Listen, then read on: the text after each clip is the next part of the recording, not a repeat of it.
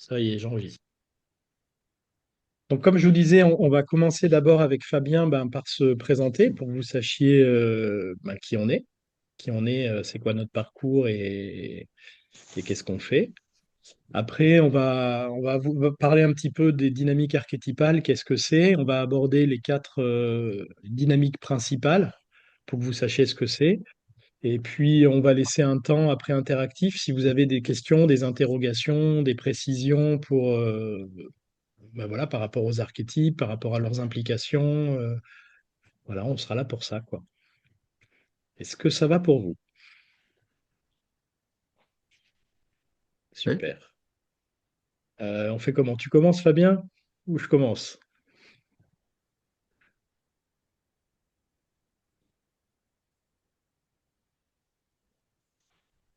Bon, je me lance alors. Juste avant, est-ce que vous pouvez tous couper vos micros pour qu'il n'y ait pas de parasitage et quitte à les rouvrir tout à l'heure pour les questions. Comme ça, on sait qu'il n'y aura pas de bruit parasite.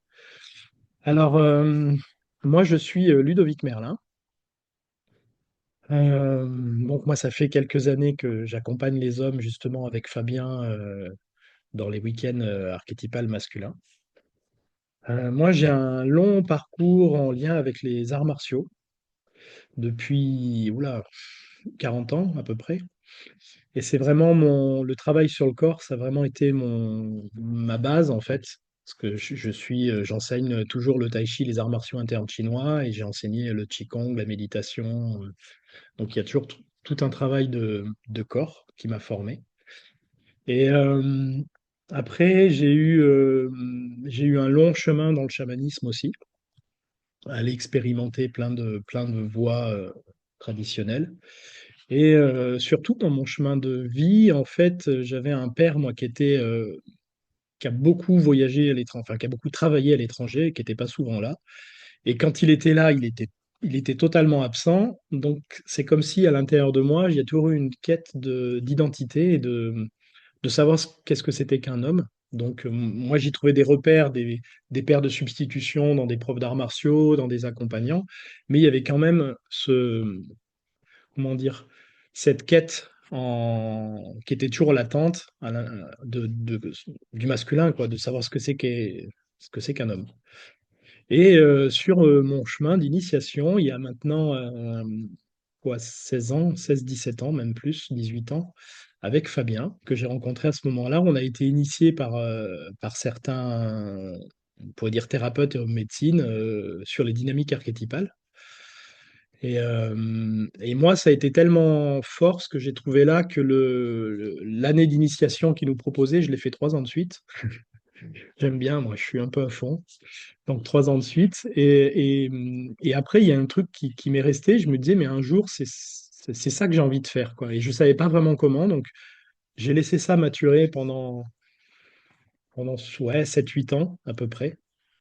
Et alors, en nourrissant toujours ces dynamiques archétypales par des lectures, des recherches, des expérimentations.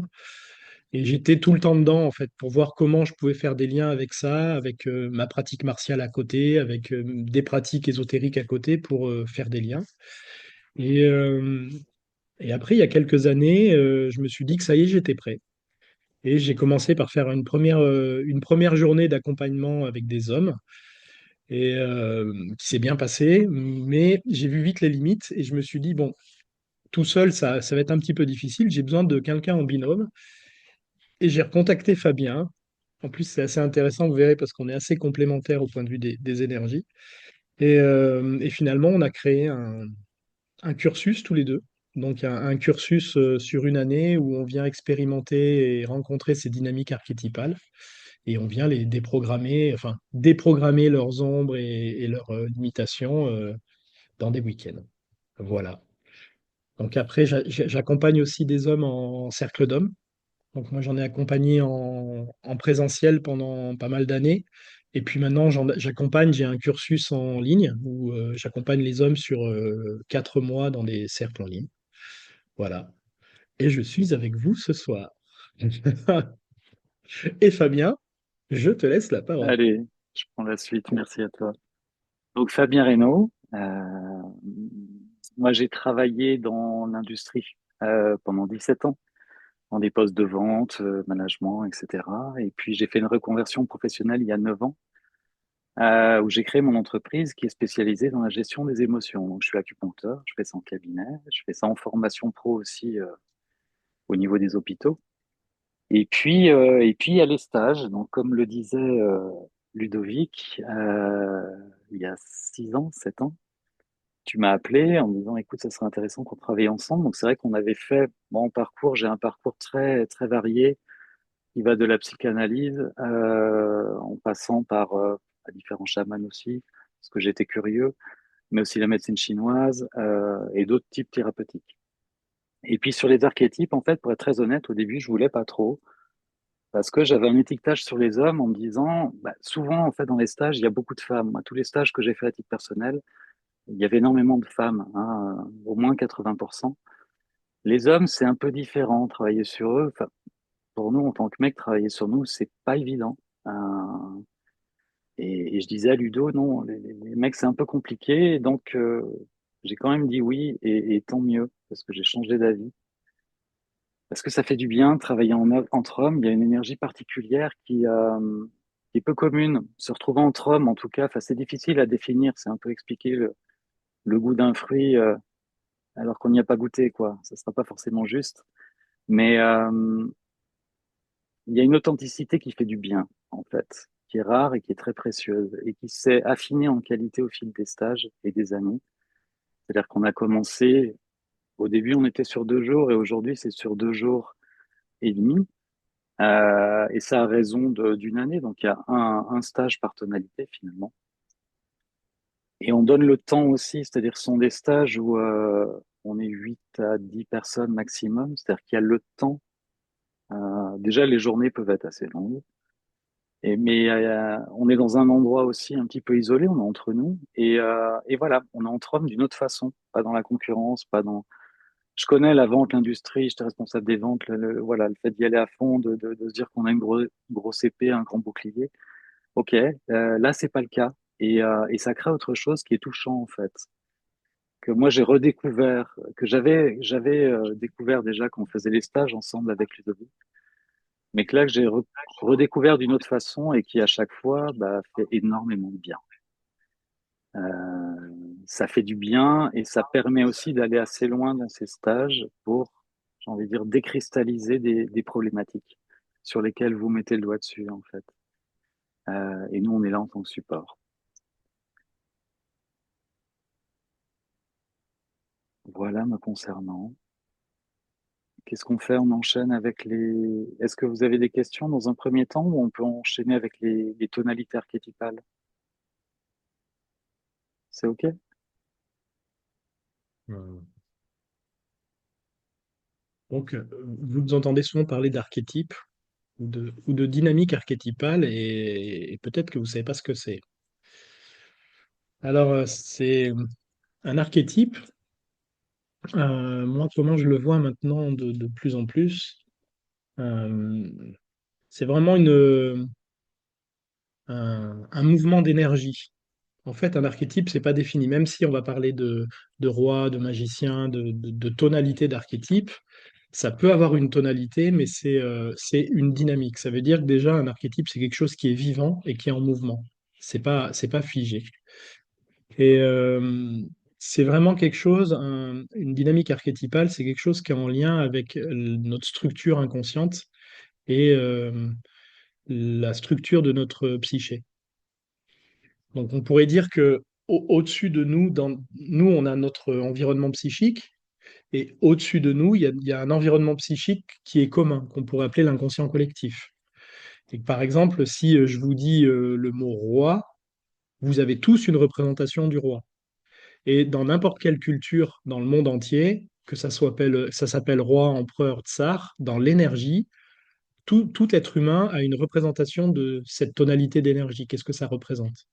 Et en fait, un archétype, c'est ça. C'est une forme d'énergie qu'on a en commun, qui a des caractéristiques particulières qu'on partage tous, qui prend pas obligatoirement la même forme, mais dans l'essence de l'énergie, c'est la même énergie.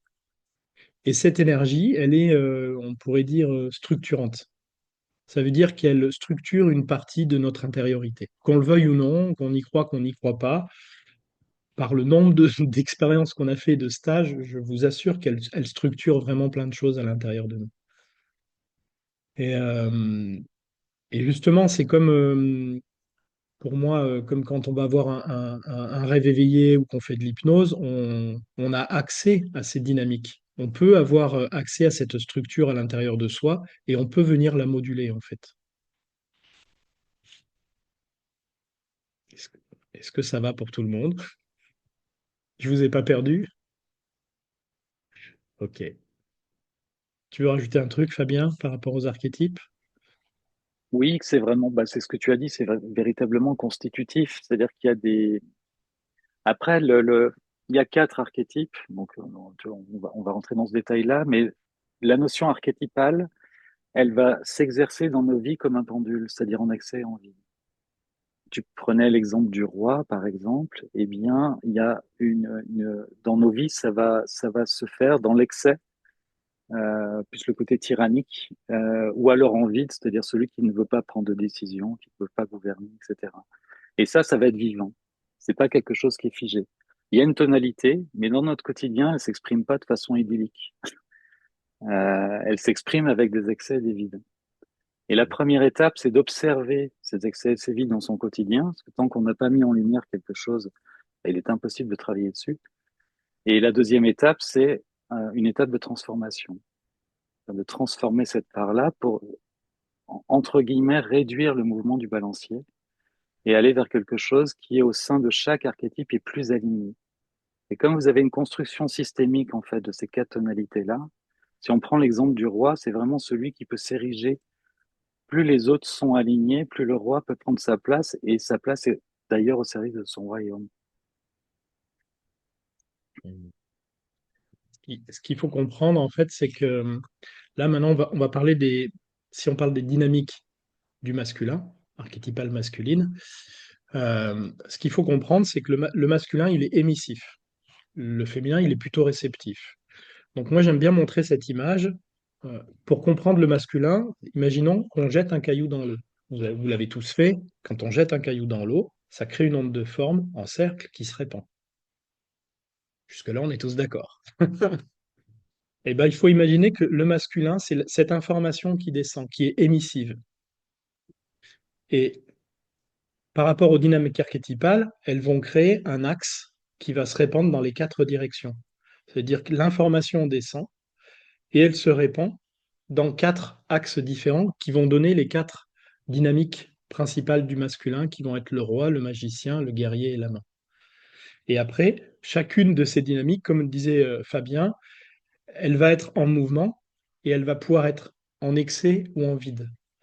Alors, quand on parle d'excès ou de vide, c'est plutôt, elle va s'exprimer dans le trop ou dans le pas assez de cette énergie-là, quoi. Par exemple, on prend l'énergie du roi. Le roi, s'il il y a un excès de roi, ça veut dire que la personne, elle va être plutôt tyrannique, elle va vouloir tout ordonner au lieu de prendre sa juste place.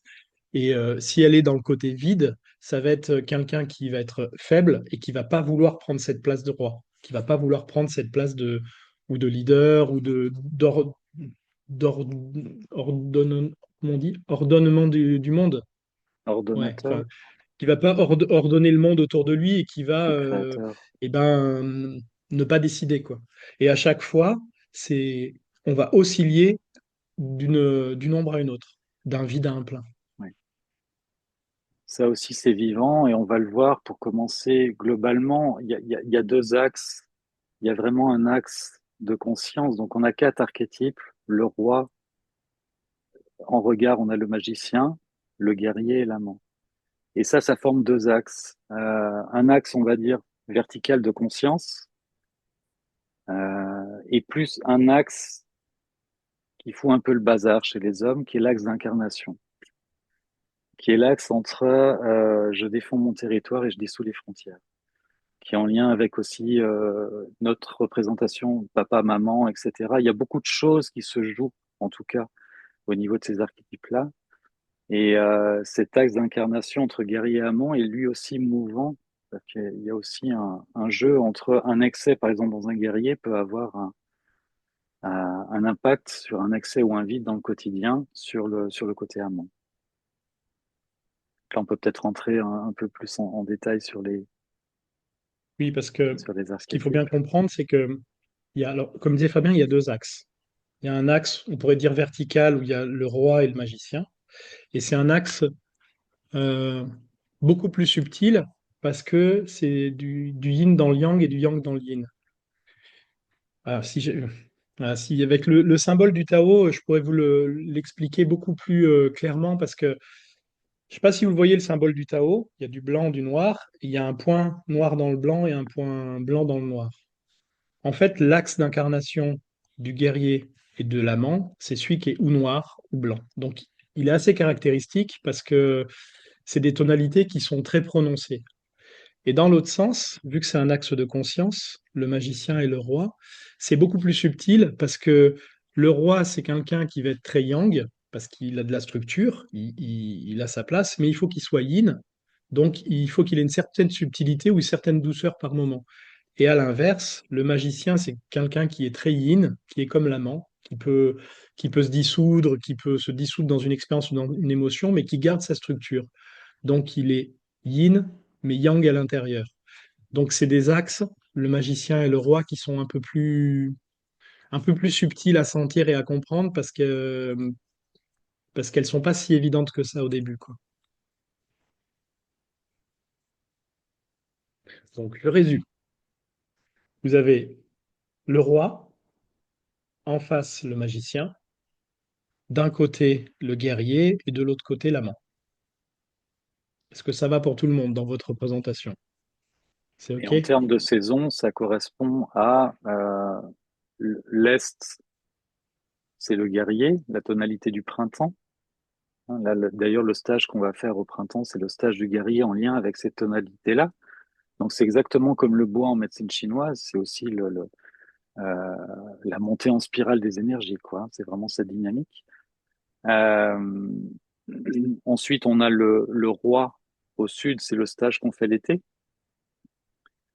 Puis, on tombe dans le yin, on a l'automne, le stage qu'on fait sur l'énergie de l'amant. Et enfin, là, on en sort, notamment, c'était au mois de janvier, l'hiver pour le stage du magicien.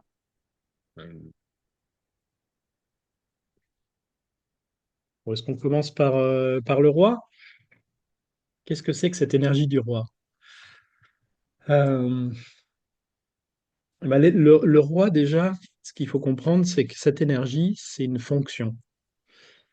Dans les rois d'avant, parce que maintenant, il n'y en a plus trop qui incarnent ça, mais le roi, il fait le pont entre la terre et le ciel.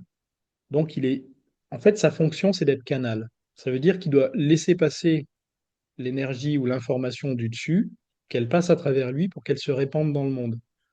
Et donc, le roi, dans cette fonction, il a deux, on pourrait dire, pas deux obligations, mais deux impératifs. La première, c'est qu'il doit d'abord lui-même vivre selon une loi juste. Alors quand je parle de loi, je ne parle pas de la loi des hommes, mais normalement, quand vous représentez un roi, c'est quelqu'un qui est vertical, qui est intègre, qui est, euh, qui est respectueux. Enfin, disons que lui-même doit d'abord incarner ces valeurs-là en lui, dans sa vie, parce que après, sa deuxième fonction, le roi, c'est d'ordonner le monde et de féconder le monde. Et donc, parce qu'il est traversé par ces valeurs-là, il peut les transmettre aux autres. Et en les transmettant aux autres, il structure le monde. Il ordonne le monde. De toute façon, vous pouvez, ce qui est intéressant dans le côté archétypal, vu que ça touche l'inconscient collectif, si vous êtes attentif après, quand vous regardez plein de films, style Le Seigneur des Anneaux, plein de choses comme ça, il y a toutes ces dynamiques archétypales parce qu'elles font partie de nous. Et donc, vous voyez euh, dans des films, par exemple, quand le roi il est malade ou il est parasité, souvent le royaume il dépérit. Et ben c'est exactement ça. Ça veut dire que quand le roi il est plus dans cette loi juste, en fait, il affecte son royaume autour de lui. Et quand il incarne ses valeurs lumineuses, ses qualités, automatiquement, elles se répandent autour de lui. Ça, c'est vraiment une des énergies du roi, parce qu'il y en a beaucoup. L'énergie du roi, c'est aussi le fait c'est l'expression, c'est parler de soi avec authenticité. Ça, c'est une énergie de roi. Ça veut dire d'être capable de parler de soi, de parler de sa vulnérabilité. C'est vraiment une énergie du, de cet archétype-là, quoi. Après, c'est pas évident pour nous à trouver parce qu'on a peu de modèles. Déjà dans l'histoire, on parlait d'excès tout à l'heure, eh bien, c'est facile de voir qu'il y a plus d'excès dans le côté tyrannique dans l'histoire, quels que soient les pays d'ailleurs. Euh, et il est dur de trouver un modèle juste, justement. Parce que c'est vraiment il y a une vraie subtilité aussi. Tu en parlais tout à l'heure dans l'Axe, mais je trouve que dans le roi encore plus, parce que c'est vraiment celui déjà qui va s'ériger sur les autres. C'est-à-dire que s'il y a un bon guerrier dans le royaume qui défend les limites, s'il y a un bon amant qui vit sous les frontières, et s'il y a un magicien qui est suffisamment en lien avec sa connaissance, mais au service du pouvoir, et ben le roi, au service du roi, le roi peut prendre sa place plus justement. Et c'est toujours un archétype qu'on travaille en travaillant les autres. Alors bien sûr, on fait un stage pour le travailler de façon spécifique sur l'été, mais il y a une vraie subtilité pour ressentir, parce que c'est une notion de service aussi. Il est, déjà c'est le fait il est, et il est au service de son royaume, euh, quel qu'il soit, qui est déjà lui-même, et puis aussi ses proches, etc., etc. Et son environnement de plus en plus lointain, avec cette même Mm. justesse en fait. Oui, et l'énergie du roi, c'est quelque chose, c'est une énergie de conscience c'est une énergie de bienveillance avec tous les règnes du vivant. Ça veut dire que c'est pas juste ordonner le monde dans le monde des hommes, c'est prendre soin du vivant, en fait, quel qu'il soit. Et ça veut dire aussi prendre conscience des mots qui sont employés, des gestes, des pensées, des émotions. Donc normalement, cette énergie de roi, elle est là pour que normalement il émane de nous que du lumineux, en fait. Mais bon, cette énergie, ça, là, on parle de l'énergie idéale, hein, ultime. Mais vu qu'on est incarné et on alterne entre des vides et des pleins, même dans notre respiration, en fait, cette énergie, elle va se déplacer en excès ou en vide.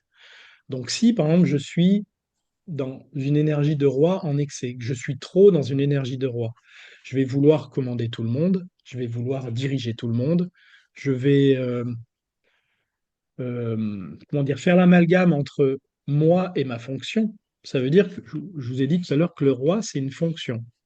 Il est là pour faire passer la lumière du ciel sur la terre. Mais si à un moment donné, il se prend lui-même pour la lumière et qu'il se dit, attends, le chef, c'est moi, je ne suis pas au service de mon royaume, mais c'est moi qui dirige et vous êtes à mon service, là, on tombe dans un tyran.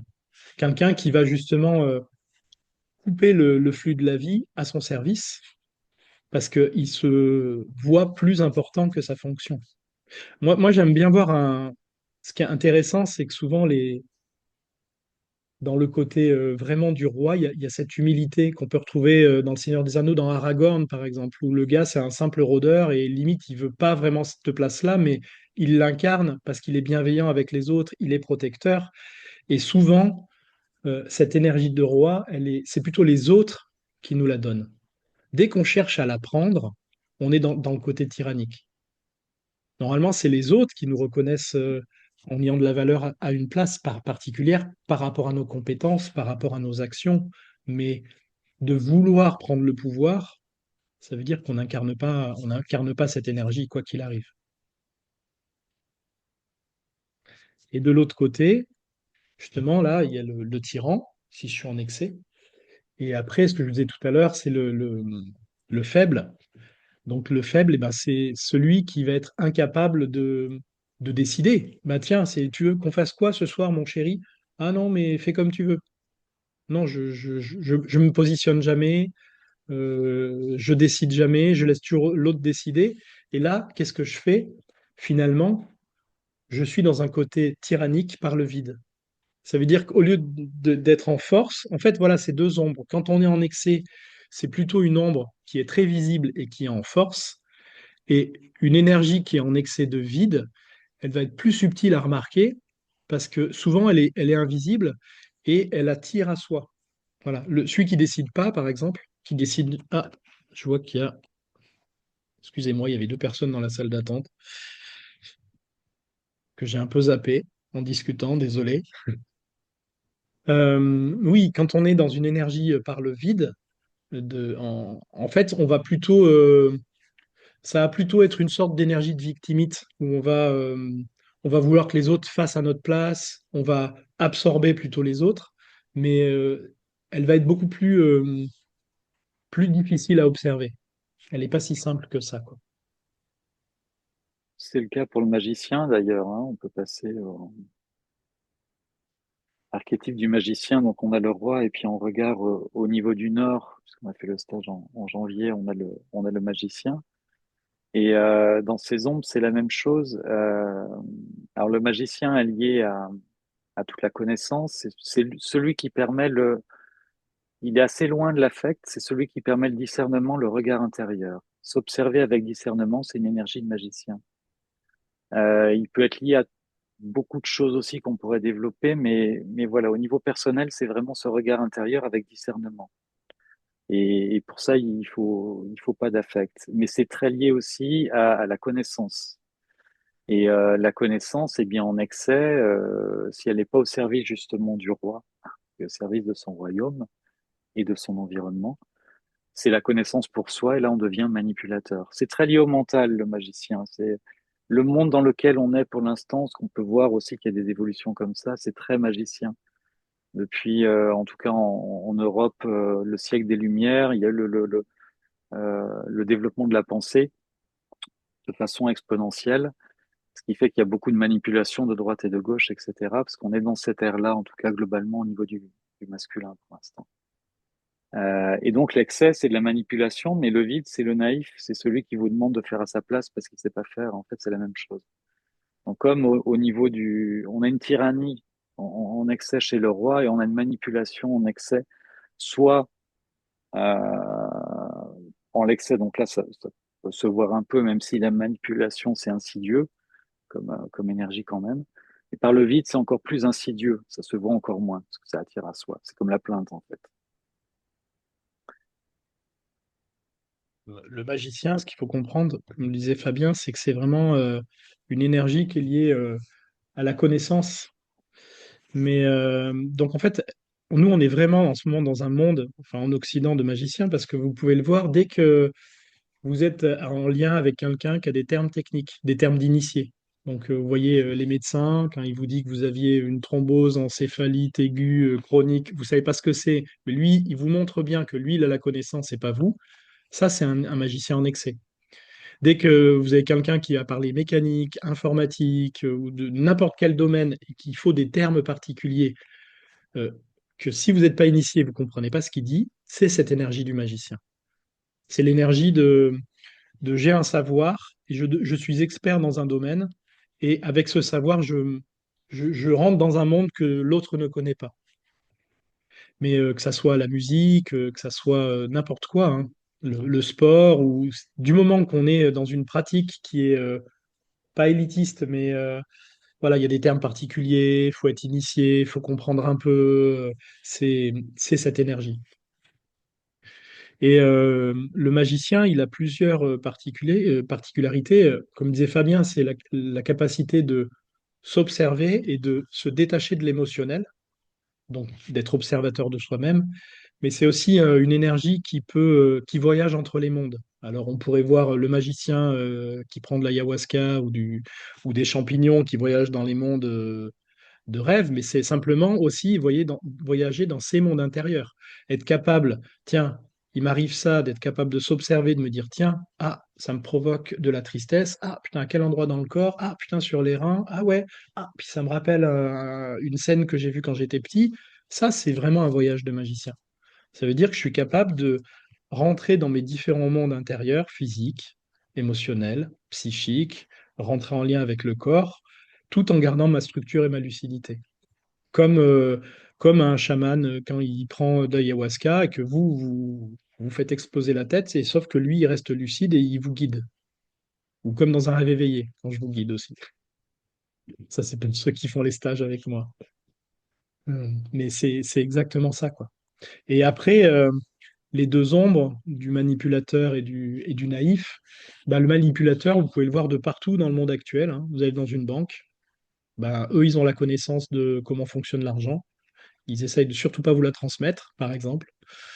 Voilà. Ou certains hommes politiques ont des connaissances du système, de, des subventions, de plein de lois, mais que vous n'avez pas conscience. Bah, ça, c'est du monde de la manipulation, en fait. C'est du moment qu'on utilise un savoir, après, pour son bénéfice. Ce qu'il faut comprendre, c'est que normalement, un magicien, il est aussi au service des autres. Un bon magicien, normalement, il est là pour éveiller les gens à leur monde intérieur et les éveiller d'un monde à l'autre. Donc, il est au service. C'est celui qui fait passer un rituel, par exemple, ou une initiation. C'est l'ancien qui a traversé la rivière et qui vous aide à traverser.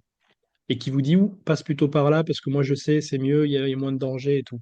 Mais du moment que votre expérience et votre savoir, vous le mettez à votre service personnel, ça devient une ombre. Ça devient un excès de magicien et ça devient un manipulateur. Donc vous voyez déjà, si vous êtes dans l'excès du roi et du magicien, bah, vous commencez à être tyrannique et manipulateur. C'est pas mal quand même. Enfin bon, si vous êtes faible et naïf, c'est pas mieux. Après, ce qui est hyper intéressant dans toutes ces dynamiques, en fait, il n'y en a pas une qui est bien ou il n'y en a pas une qui est mal, parce qu'en fait, tout le monde a les deux, tout le temps. Et le jeu, justement, et la subtilité, c'est d'aller s'observer pour voir à quel moment je vais être tyrannique, à quel moment je vais être faible. Par exemple, imaginons, je peux être tyrannique au boulot.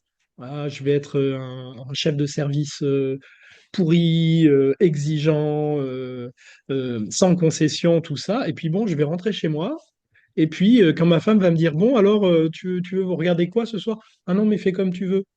Et en fait, c'est ça qui va être intéressant, c'est que selon les domaines où on est, si c'est en lien avec la famille, avec les enfants, avec le travail, avec la compagne, avec les parents, et ben ces dynamiques, elles vont être vraiment différentes. Et c'est pas parce qu'on se voit être tyrannique à une partie dans sa vie qu'on est tyrannique tout le temps. Et même le plus souvent, si on est tyrannique à 90% du temps, vu que c'est une sorte de balancier et que c'est vivant, si je suis à 90% tyrannique, il y a bien une situation dans ma vie où je vais être faible pour que le mouvement il se fasse. Et la subtilité, en fait, c'est d'aller de plus en plus s'observer, parce que quoi qu'il arrive, toutes ces dynamiques-là, on les a à l'intérieur de nous. Et c'est plus on va être conscient des balanciers, des balancements qu'on fait de notre ombre pleine à notre ombre vide, que justement le balancier il va se réduire parce que tout ce qui est vu en conscience est moins actif. Ça veut dire que tant que je suis tyrannique mais que je le vois pas, bah, je suis tyrannique. Si à un moment donné je prends conscience, je me dis oh, putain là avec mes enfants j'étais complètement à côté de la plaque, mais j'ai vraiment exagéré, j'étais tyrannique avec eux. Ben, si je le vois, ça veut dire que ce truc-là, il aura un petit peu moins d'emprise la prochaine fois. Et si je vois aussi à un autre moment ou un autre endroit où je suis tyrannique, où je suis faible, ces ombres, tout doucement, elles vont se réguler et petit à petit, je peux tendre vers une énergie archétypale un peu plus équilibrée. Je dirais pas sublimée, mais équilibrée. Et plus je vais aller me traquer dans des parts où je vais être tyrannique ou faible, et ben plus je vais incarner, par exemple, un roi beaucoup plus équilibré. Mais bon, honnêtement, c'est pas magique, hein. Ça prend des années, tout ça, hein. Hmm. Ça va, vous êtes toujours C'est là, je vous souvent ai toujours qu'on pas a, perdu. c'est souvent Hmm. quand on a un grand excès ou un grand vide quelque part que tu parlais d'évolution, que je trouve que quand même, il se passe des choses rapidement. Hmm. Euh, et en tant que mec, souvent, on a peur de ça. C'est-à-dire quand il y a un truc qui cloche chez nous, mais vraiment qui est pas beau, ou qu'on se sent vraiment à la ramasse sur un côté, on se dit non, on n'a pas envie de on fait avec, on gonfle le torse, on reprend de l'énergie, mais on le met de côté, ça, en fait. Alors que c'est une erreur parce que c'est là où il y a la plus grande marge de progression, en fait, bien souvent. Dès qu'on démarre, et c'est logique d'ailleurs, hein, si on démarre une observation et une transformation sur une thématique dans laquelle on est vraiment en excès, eh bien, le peu qu'on va faire va nous réguler énormément, en fait. Quand on a parlé de l'axe complexe. Allez. Donc l'autre axe, ça c'était plutôt l'axe roi magicien, donc l'axe de conscience. Et après l'autre axe, amant guerrier, eh ben, le guerrier, bon, c'est souvent l'énergie la plus connue. Parce que les trois quarts du temps, on sait ce que c'est. En tant qu'homme, on l'a goûté parce que en faisant du sport ou en siphonnant un peu, on l'a quand même expérimenté. Donc le guerrier, c'est plutôt celui qui va être en lien avec l'action, qui nous met en mouvement. C'est en lien avec l'ancrage aussi, notre ancrage dans le sol, avec les jambes. Et c'est vraiment l'énergie qui nous met en mouvement. Et c'est l'énergie qui protège le royaume. Donc ça veut dire que voilà, cette énergie du guerrier, bon, c'est celle qui va nous permettre de nous dépasser, de faire un effort, d'endurer, mais sur tous les domaines, hein. Ça peut être d'endurer dans le sport, mais ça peut être l'étudiant qui est en médecine et qui révise 12 heures par jour et qui doit faire 10 années d'études. Il est obligé de contacter cette énergie du guerrier pour réussir. Et l'énergie du guerrier, c'est aussi celle qui est la plus méconnue parce que souvent on l'associe à la violence en fait. Parce que cette énergie, c'est l'énergie primale qui part des tripes et qui nous permet de nous mettre en mouvement ou pour défendre notre territoire ou pour défendre les nôtres. Mais donc, c'est une énergie qui vient poser la limite. Et l'énergie du guerrier, c'est l'énergie de la sentinelle sur la muraille, alors que les autres, ils s'amusent dans le royaume. Lui, il est là, dans le vent, sous la neige, parce qu'il sait qu'il protège le royaume. C'est cette énergie-là. Et on a été souvent dans cette société, vu qu'elle a été mal comprise, cette énergie, on a voulu la bannir. Et on a voulu souvent aux hommes couper cette énergie parce que si elle est pas équilibrée et qu'elle est en excès, elle peut amener à la violence en fait. Parce que c'est les deux ombres de cette énergie. Il y en a une, ça va être on appelle ça nous le masochiste, pardon, le sadique. Si elle est en excès, c'est l'énergie du sadique. Parce qu'en fait, le guerrier, lui, il endure. Il endure. Il endure. Il est capable de rester 18 heures dans le froid, en plein vent, pour garder le territoire. Et en fait, il va tellement être dur avec lui-même qu'il va demander aux autres d'être aussi dur que lui. Et c'est là qu'il devient sadique. Ça veut dire que c'est le gars, je sais pas, au boulot qui va faire 75 heures par semaine, qui va rentrer à 22 heures le soir. Alors il le fait pour lui parce qu'il veut peut-être réussir, se prouver quelque chose, mais il va demander à tous ses collaborateurs de faire pareil. Donc c'est une énergie qui est tellement dans un guerrier dur que on pourrait dire que la personne, elle s'est tellement endurcie qu'elle sent plus et qu'elle est plus en lien connecté ni à ses émotions ni à ses sensations. Et de l'autre côté, quand on a un vide de guerrier, eh ben c'est l'inverse. Ça veut dire que c'est là où ça va être l'énergie du masochiste, parce qu'une énergie de guerrier en vide, c'est quelqu'un qui ne sait pas défendre son territoire. Donc c'est quelqu'un qui va se faire harceler. Ça va être le bouc émissaire dans un bureau, par exemple. Celui à qui on lui balance des vannes et tout, et puis bon, il encaisse et il dit rien parce que bah voilà, cette énergie-là, elle lui manque, et il est incapable de dire stop à quelqu'un d'autre.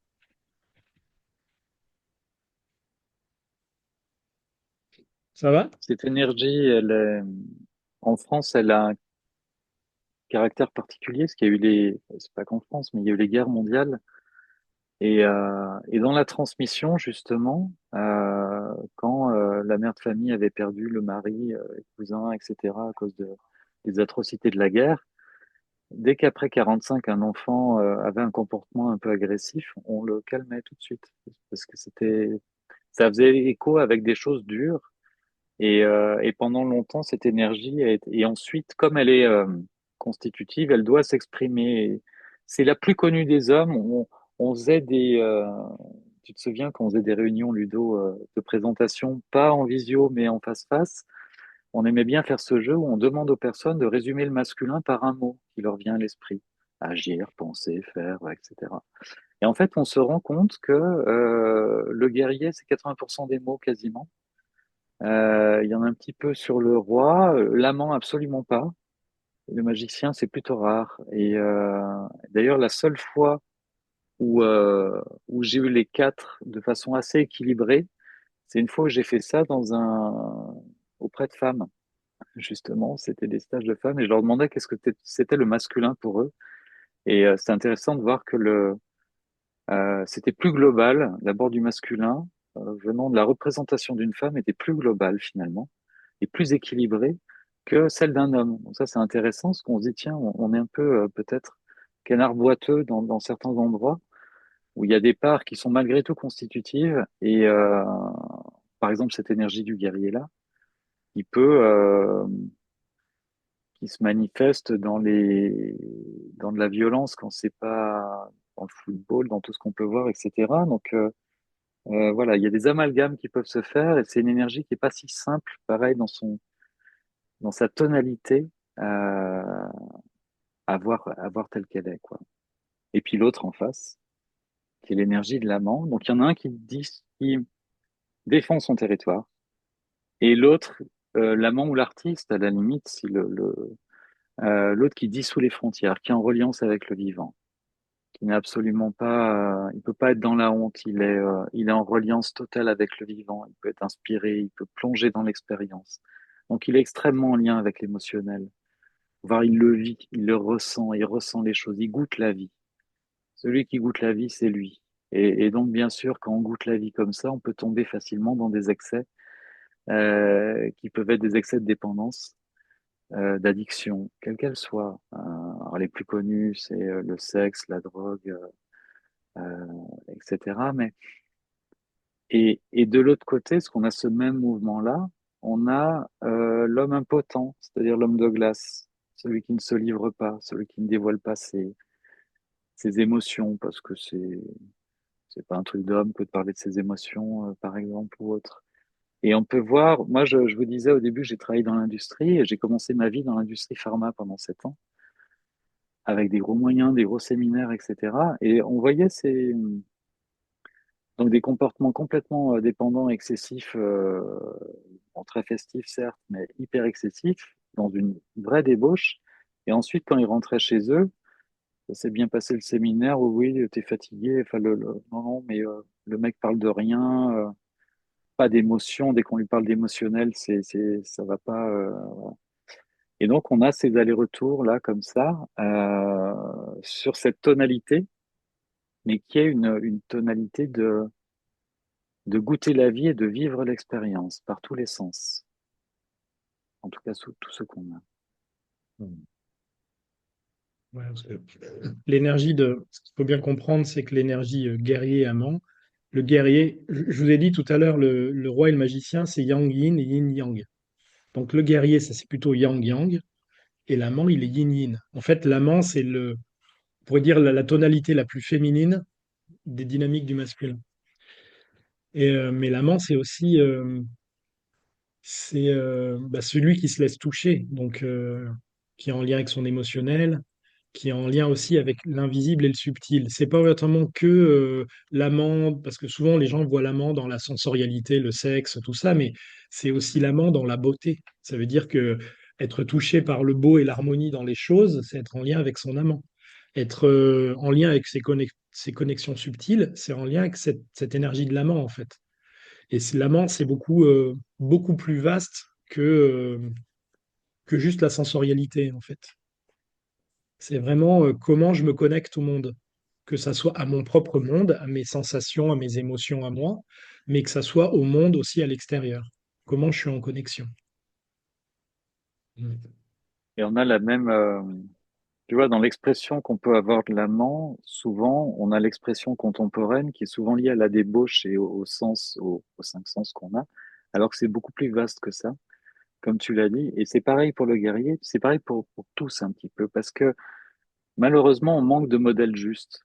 Et ça, pour nous, en tant qu'hommes, c'est pas évident. Alors, c'est pas se déresponsabiliser, mais c'est toujours bien d'avoir un modèle, même si c'est pas dans votre famille, quelqu'un qui agit ou qui incarne pleinement ça. Voilà, c'est intéressant d'avoir ces personnages-là. Même les personnages qui pouvaient incarner dans une certaine débauche, etc., comme Serge Gainsbourg, lui il résumait bien les deux vides et excès dans l'amant, c'est-à-dire à plonger littéralement dans son art et dans la chair, dans l'alcool, etc. Et puis, vraie dépendance. Par contre, dès qu'en interview, on lui parlait par exemple de ses enfants ou de notions émotionnelles, ouah, il se figeait comme un homme de glace et il se transformait. C'est-à-dire que le regard changeait, devenait noir et il pouvait mettre fin à l'interview. Avant, il y avait des personnages comme ça. Plus on remonte dans le temps, plus les gens exprimaient un petit peu ça. Donc, on avait un peu plus entre guillemets de modèles là-dessus, mais la représentation contemporaine qu'on en a est pas simple parce qu'elle est petite en fait. Elle manque d'ampleur et du coup d'expression. Mm. J'avais envie aussi de revenir sur cette énergie du guerrier parce que, en fait, là, on parle des énergies du masculin mature, mais en fait, elles se structurent plutôt dans l'enfance. En fait, il y a les archétypes de l'enfant qui sont là. Et moi, j'aime beaucoup les expliquer comme ça. C'est que je vais résumer rapidement. On va pas vraiment s'étendre sur les archétypes de l'enfant, mais le premier qu'on rencontre, c'est l'enfant divin. Donc, c'est l'enfant, quand il naît, il est totalement en lien avec le divin, parce que c'est la lumière incarnée qui arrive sur Terre, et en même temps, il est totalement vulnérable, parce que c'est un enfant. Un bébé tout seul, il survit pas. Et pourtant, il incarne le divin. Et de cette énergie-là, il va rencontrer. Donc, c'est l'énergie, on va dire, du roi qui se structure en nous quand on est petit. Après, l'enfant, il va vouloir découvrir le monde, il va apprendre à parler, il va apprendre à nommer les choses, il va rentrer dans l'énergie de l'enfant précoce, qui est la base de son énergie de magicien plus tard. Après, il va être en lien avec ce qu'il va sentir, l'émotionnel, être en relation. Donc, ce qu'on appelle l'enfant oedipien, ça va former la base de son amant pour plus tard. Et la dernière énergie qu'il rencontre, un peu à l'âge de la puberté, c'est l'énergie du héros. Et l'énergie du héros, donc, qui va être la base de son guerrier plus tard, normalement, dans toutes les sociétés anciennes, enfin on pourrait dire premières, c'est à ce moment-là qu'il y avait une initiation dans le masculin.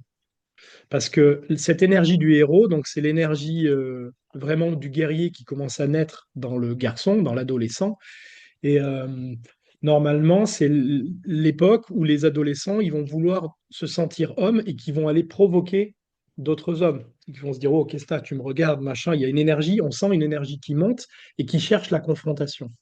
Et cette énergie-là, avant, dans les sociétés, c'est à ce moment-là qu'il y avait une initiation, qu'il y avait les chamans ou les anciens ou les guerriers qui attrapaient ces hommes-là, qui les prenaient avec eux 2, 3 jours, qui vivaient une initiation et qui, pour transformer cette énergie, que ça les transforme en énergie du guerrier, que ça alchimise cette énergie et qu'il soit de nouveau intégré dans la communauté en tant qu'homme, en tant que guerrier, avec son chemin d'homme en devenir. Et vu que de nos jours, il n'y a plus ces initiations, et ben, en fait, les 3 quarts des hommes, ils sont dans l'adolescence, enfin dans la fin de l'adolescence, ils ont cette énergie du héros. Et l'énergie du héros, lui, il veut mourir au champ de bataille, conquérir le féminin. Enfin, il est dans la domination parce que c'est l'énergie qui sort de lui. Et s'il n'y a pas d'initiation, eh ben, en tant qu'homme, on navigue avec cette énergie. Et c'est là justement où il y a l'amalgame après entre un masculin défaillant qui va montrer qu'il est dominant, conquérant, il veut tout soumettre, parce que c'est une énergie qui n'a pas été alchimisée en fait. Parce que tout ça, toutes ces énergies, c'est des énergies vraiment constitutives du masculin, et elles ont besoin à un moment donné d'être prises en main, structurées pour passer l'initiation. Parce que nous, c'est un peu ce qu'on fait avec nos stages, c'est une sorte d'initiation, mais pour passer du héros au guerrier, en fait, le garçon ou l'homme, il a besoin d'accepter sa vulnérabilité et sa faiblesse. Ça veut dire que le guerrier, lui, il est debout, prêt à mourir au champ de bataille, et à tuer tout le monde et à mourir avec les autres. Et pour que ça canalise cette énergie dans le guerrier, il faut que le héros il mette un genou à terre, qu'il reconnaisse ses limites et qu'il accepte d'être vulnérable. Et à partir de là, l'énergie qui était en excès, elle se canalise et ça peut être un réservoir pour l'énergie du guerrier qu'il a en lui, mais c'est plus une énergie qui va être destructrice. Parce que le guerrier, lui, ce qu'il veut, c'est rentrer chez lui entier. Le héros, lui, veut mourir sur le champ de bataille. Le guerrier, lui, ce qu'il veut juste, c'est faire ce qu'il a à faire, rentrer chez voir ses enfants, et c'est tout. Donc, c'est plus une énergie qui va être destructrice, mais c'est une énergie qui va être au service de quelque chose de plus grand que lui. Et ça, justement, ben, vu qu'on l'a plus, bah, il y a plein d'hommes qui ont une énergie comme ça qui est en eux et ils savent pas comment la transformer en fait. Mais parce qu'il nous manque des rites initiatiques. Et donc après, pour moi, il y a vraiment, une fois qu'on a passé l'initiation, on rencontre l'énergie du guerrier, donc on devient un guerrier dans sa communauté. Puis on va être en lien, on va rencontrer l'énergie de l'amant, on peut aussi fonder un foyer, avoir des enfants. On va se spécialiser dans un domaine, donc on va rencontrer l'énergie du magicien, qu'on soit, je sais pas, un chasseur, un constructeur, un enseignant. On va se spécialiser et à la fin, normalement, on devrait être dans cette énergie de roi parce que si on devient une référence dans notre domaine, normalement, on devrait être assez vertical et lumineux pour justement structurer le monde autour de nous. Et ça, en partant de l'énergie de l'enfant divin jusqu'au roi, c'est le chemin naturel du masculin. En fait, toutes les expérimentations qu'on a à traverser pour incarner vraiment toutes ces énergies.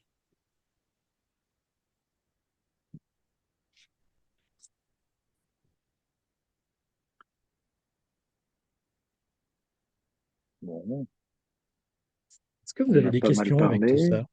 On va peut-être parler au... Ouais, ouais, ce que j'avais proposé. On vous écoute.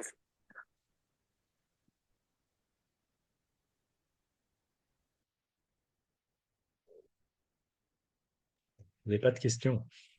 J'aurais une réflexion dans les archétypes. Il y en a quatre, donc, si j'ai bien compris. Est-ce que j'aurais pensé que le prêtre aurait sa place Le... dans le prêtre, le moine. Je pensais Alors attends, que le prêtre un aurait moine, sa c'est pas un place. prêtre. Non, mais non, parce que ça n'avait pas été compris, donc c'était pour le son. Je ne sais pas si mon appareil fonctionne bien. Donc je pensais que le prêtre aurait sa place dans les archétypes. Donc quelque part, je me dis que cette énergie de prêtre doit exister, donc elle va se retrouver soit dans le magicien, je pense, ou l'amant, ou dans les quatre d'ailleurs, certainement. Je ne sais pas Euh, ce que vous en pensez. Moi, je le mettrais à moitié entre ouais, le magicien et l'amant. Le magicien, parce qu'il a une connaissance d'un monde, là, c'est plutôt un monde spirituel. Ça veut dire qu'il a une spécificité qui est la sienne. Donc, il a une connaissance de son monde intérieur et de son monde spirituel. Et normalement, moi, je le vois aussi en lien avec l'amant, parce qu'il devrait être en lien avec ses ressentis et en lien avec l'invisible. Mais bon, après, ça dépend de quel prêtre on parle. Après, ce qui peut être intéressant, parce que moi, je suis allé vraiment étudier ça, je suis allé chercher les archétypes de Jung, je suis allé chercher plein d'archétypes et d'essayer de, sur cette roue des archétypes, à quel endroit je les mettrais, parce que souvent, tu entends par exemple aussi l'archétype du père. Ben, l'archétype du père, c'est le roi, par exemple. Tu vois, l'archétype, je sais pas, moi, du guérisseur, bah, c'est le magicien, quoi qu'il arrive. Le thérapeute, c'est pareil, c'est le magicien, parce qu'il a une connaissance particulière, un savoir particulier. Donc, c'est vrai que pour moi, ces quatre-là, c'est vraiment l'essence. Parce qu'après, il y a plein de gens qui vont parler de plein d'archétypes, mais quand on regarde vraiment leur dynamique, on peut les raccrocher à un archétype principal, quoi. Moi, pour compléter, je dirais aussi que le prêtre dont tu as parlé, regarde-le au regard des quatre archétypes. Les quatre archétypes, c'est les quatre tonalités. C'est comme l'Est, l'Ouest, le Nord et le Sud. Et au travers de ces tonalités, que ce soit prêtre ou une autre fonction, quel est le degré de connaissance? Si on prend le prêtre en lien avec le magicien, quel est son degré de connaissance? Quel est son regard sur lui, sur sa propre religion, sur ses lectures, etc. Son degré d'initiation? À quel point ce prêtre est au service d'un roi? À quel point ce prêtre est véritablement au service des autres? Quel est son degré au niveau de l'amant d'écoute et d'empathie et de reliance au champ du vivant aussi? Et quelle est sa force du guerrier qui lui permet aussi de savoir dire non quand il suffit de dire non, de défendre ce qui doit être défendu, etc. Donc je pense que la question, moi je la prendrais dans l'inverse. S'il y a une fonction qui t'intéresse, regarde-la au niveau du champ des archétypes et tu auras peut-être plus de réponses. Ok, merci bien. Oui, parce qu'il faut bien comprendre que là, on fait un résumé de ces dynamiques, mais ces dynamiques, vous les avez toutes en vous, tout le temps. Et en fait, c'est juste que c'est de comment elle s'exprime. Ça veut dire que, je sais pas, on prend un bûcheron, ben oui, il a l'énergie du guerrier, il va se lever le matin pour couper son arbre, mais il a un bon amant, ben il va être à l'écoute de la forêt, il va savoir quel arbre il faut couper ou pas, parce que celui-là, c'est pas encore le moment. Et puis s'il enseigne ou il a un apprenti avec lui, ben selon les valeurs humaines qu'il va incarner, il va être un roi ou pas. Enfin, en fait, c'est pas le métier ou la fonction, ces énergies, où qu'on soit on les a tout le temps, en fait. C'est comment elles s'activent à l'intérieur de nous, dans notre quotidien. Et c'est pas parce qu'on va être un artiste, par exemple, qu'on va être peintre et qu'on va exposer, qu'on va être que dans l'amant. Non, c'est pas possible. On va être dans l'amant, dans le guerrier, dans le roi, dans le magicien. Et en plus, ça va, comment dire? C'est pas que ça change au cours de la journée, mais en fait, c'est des qualités que ça va nous demander d'incarner en fonction des situations qui vont être là. C'est juste ça. Et plus je vais travailler en moi ces vides et ces pleins, plus je vais les alchimiser pour les transformer, plus quand la vie extérieure va me demander d'agir ou d'être, je vais pouvoir, comment dire, rayonner des qualités lumineuses de chaque archétype et pas justement des ombres. Donc, je sais pas, si j'ai peur de manquer, que je vais manipuler le voisin pour lui prendre un peu d'argent, par exemple, ou pour qu'il vienne bosser pour moi gratuitement, ben, on voit bien que c'est pas lumineux. Enfin, il y a quelque chose de. En fait, c'est vrai, c'est vraiment des qualités qui me traversent, en fait. Hmm. Est-ce que vous avez d'autres questions par rapport à tout ça?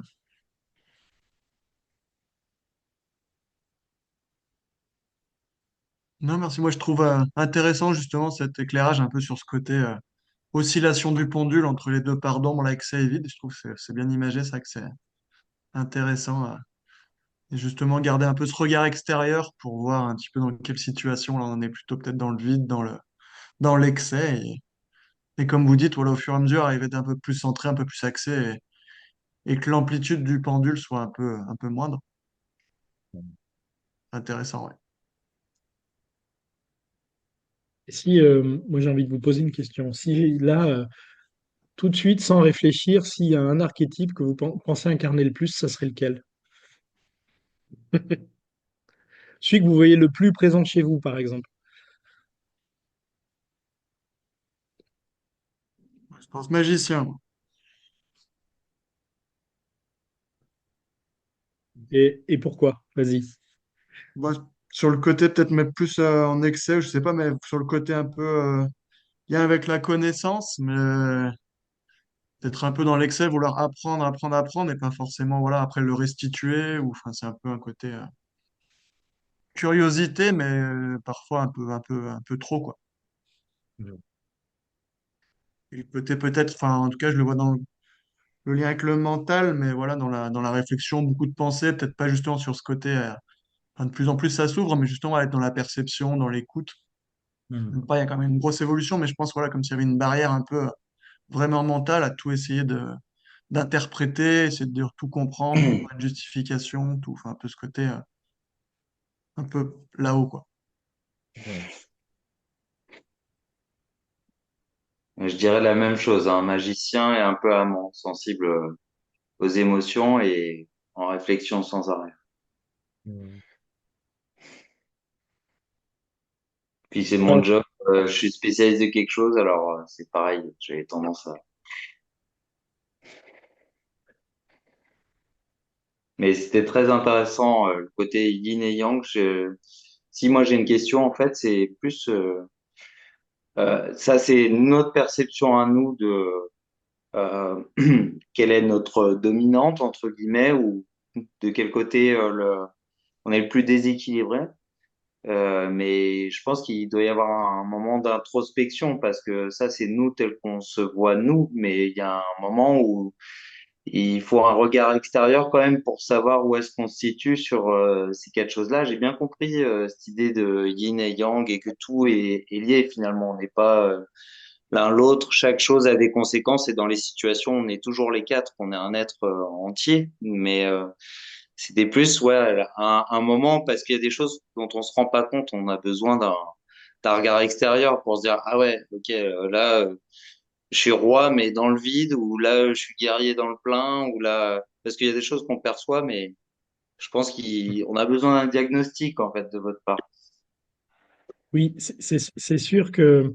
Non, je vous dis ça parce que souvent, des fois, on se voit, par exemple, quelqu'un qui est très, très sportif, qui est toujours à fond, il va se dire, bah, moi, je me sens dans le guerrier, par exemple.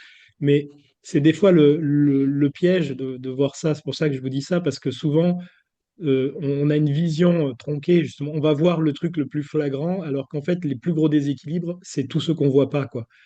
Et par exemple, tu vois, je sais pas, quelqu'un, je sais pas, qui est compositeur, qui entend des musiques dans sa tête, qui est en lien avec l'amant, bah, oui, il va se dire, je suis en lien avec l'amant, je suis en lien avec l'amant, je suis en lien avec l'amant, par exemple. Mais si les musiques qu'il entend, il en fait rien et qu'il n'a pas de structure, et en fait, son déséquilibre, son plus gros déséquilibre, c'est pas l'amant, par exemple. C'est le guerrier et le roi. Ça veut dire il va pas agir pour le mettre dans la matière. Et Mm. c'est là où souvent, des fois, on voit quelque chose, mais le plus gros travail, c'est l'archétype qu'on voit pas. Ça veut dire que le gars qui me dit, ah ben moi, le guerrier, je le vois chez moi, le roi, je le vois chez moi, l'amant, je le vois chez moi, mais bon, le magicien, je sais pas ce que c'est. Et là, tu peux te dire, là, il y a un loup alors. Et c'est là que ça va être intéressant, justement, parce que c'est, c'est de toute façon, tout ce qu'on a à travailler, c'est ce qu'on voit pas, quoi. C'est dont on n'a pas conscience. Et plus on va aller visiter toutes ces dynamiques, plus on va se rendre compte de ce qu'il y a à transformer, quoi.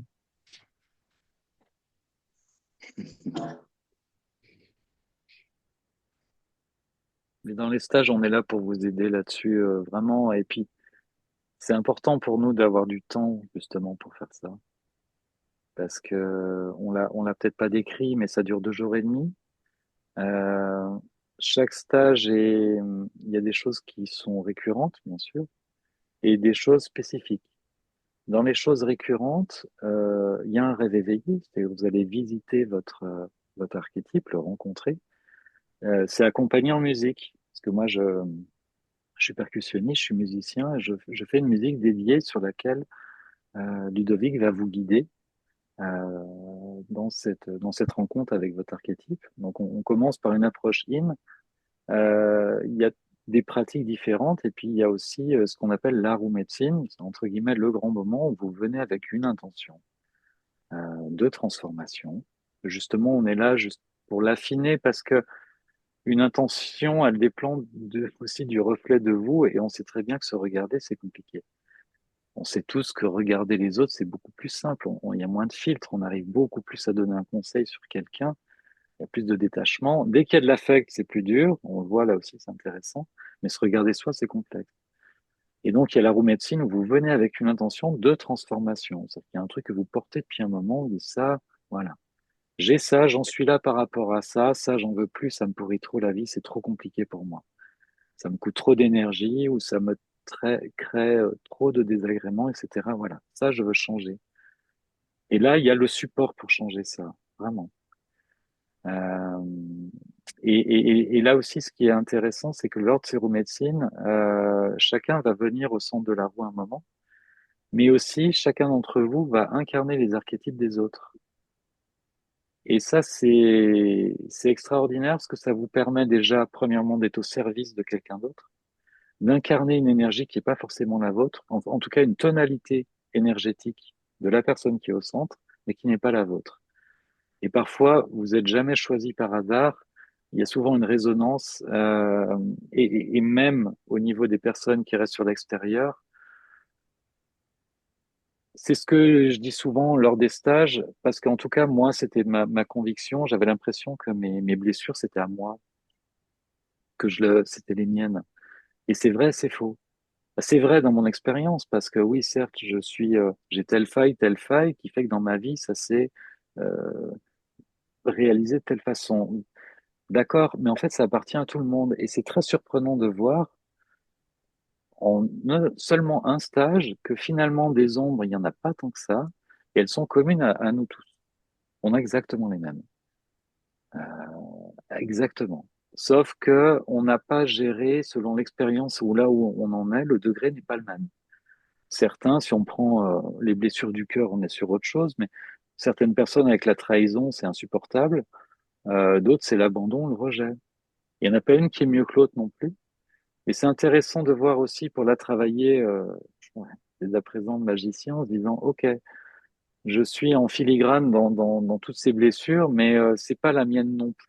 C'est la mienne par mon expérience, c'est vrai, mais il y a quelque chose qui, en s'identifiant trop à cette blessure, souvent, ça nous empêche le travail, parce que soit on veut plus la voir, soit elle est trop lourde à porter, soit on a déjà tout compris, et parfois on se leurre un petit peu. Et c'est toujours intéressant ce travail de détachement, mais ça c'est empirique parce qu'on le voit. Vous allez voir des gens sur les routes, si vous venez, dire mais c'est incroyable, on dirait que c'est mon histoire.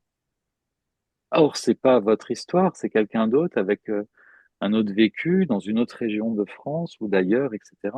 Mais il y a de vraies résonances comme ça. Et ça, ça fait du bien. Ça fait du bien parce qu'on se sent bizarrement moins seul et ça permet de se détacher un petit peu de tout ça. Et c'est pas du temps perdu. Hmm. Merci pour tout ça. Tout ça. J'avais une question, moi, par rapport un peu au stade de l'enfance là, dont vous avez parlé.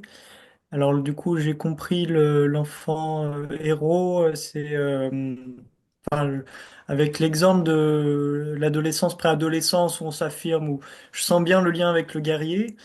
Et après, je voulais savoir si vous avez des exemples hein, pour développer un peu. Alors, l'enfant oedipien, c'est pas un concept que j'ai trop, mais je comprends l'amour avec le parent de sexe opposé, tout ça, donc les émotions, tout ça.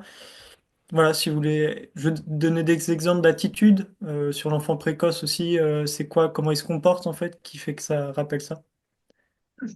Euh, je vais t'en donner un peu. Après, moi, je vous invite à aller sur mon site, parce que j'ai un blog où je fais des articles et il y a des articles sur tous les archétypes de l'enfant. Donc, c'est assez conséquent. Donc, il y aura de quoi vous satisfaire. Il y a des articles aussi sur le guerrier, le magicien, le roi, enfin bon. Euh, Bah, tu vois, par exemple, un exemple de déséquilibre de l'enfant précoce. Donc, l'enfant précoce, c'est celui qui découvre la connaissance. Tu vois, l'exemple, tu vas très vite le voir, c'est, tu vois, l'enfant qui a une dizaine d'années ou 10 12 ans et qui est passionné d'un sujet, qui est passionné de dinosaures, d'aviation, de ce que tu veux. Et toi, tu vas regarder un film, tu vas dire, oh, regarde, il y a un diplodocus là. Et lui, il va te regarder, il va dire, mais non, c'est pas un diplodocus, c'est un eructus, machin truc, machin. Tu vois, il va te montrer que lui, il sait pour bien te mettre minable. Et là, c'est le monsieur je sais tout, dans le déséquilibre tu vois, de l'enfant précoce en excès. Donc, c'est comme si c'est un excès de bébé magicien. Et ben, ça va être le gars qui veut te montrer qui c'est, enfin l'enfant, parce que c'est un enfant, mais par contre, il veut surtout pas prendre la place du roi. Donc ça veut dire que c'est, par exemple, dans une salle de classe, c'est le gamin qui va pointer du doigt dès que le prof il écrit mal quelque chose, il fait une connerie et tout, il va dire oh, regarde, comme tu as vu, il a oublié le S là et tout. Mais si le prof il lui dit ah, tu veux peut-être prendre ma place, non, non, tu vois, il y a un truc où je veux le monsieur je sais tout, il veut descendre le roi mais surtout, il veut pas prendre sa place. Tu vois, c'est une des ombres de l'enfant précoce, quoi. Et à l'inverse, le stupide, celui qui va être en vide de cette énergie, ben, ça va être souvent un enfant qui est plus lent que les autres, qui croit qu'il sait pas faire, tu vois, qui, entre guillemets, il va se faire croire lui-même qu'il est stupide, alors qu'il a les capacités, mais il va pas y arriver, quoi. Il va plutôt, oui, c'est ça, se convaincre qu'il ne sait pas faire, ou qu'il n'a pas l'info, ou qu'il est plus nul que les autres, alors qu'en fait, c'est pas le cas. C'est juste une énergie en lui qui est légèrement déséquilibrée, en fait.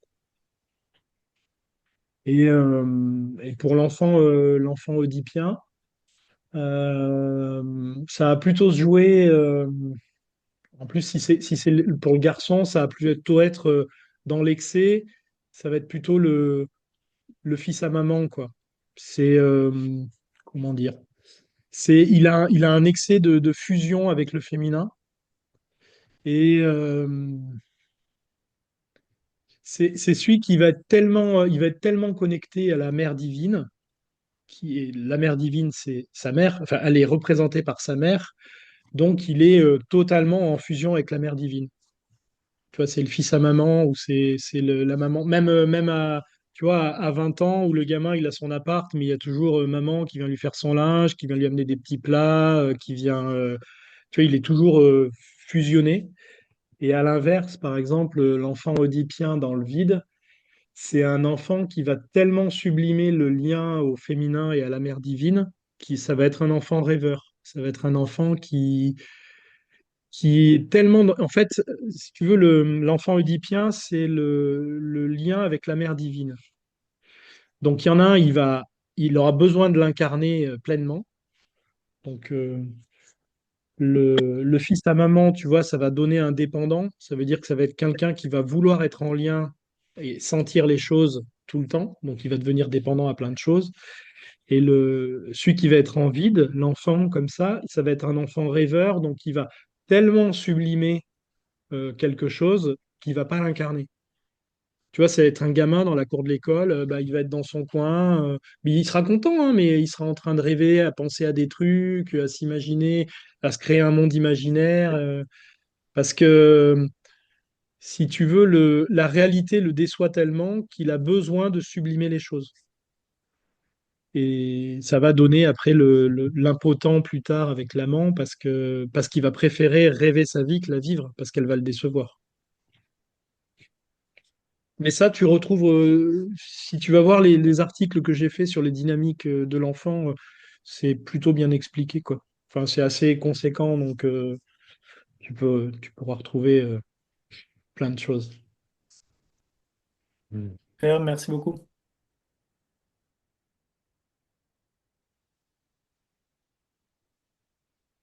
Est-ce que vous avez d'autres questions, des interrogations sur les...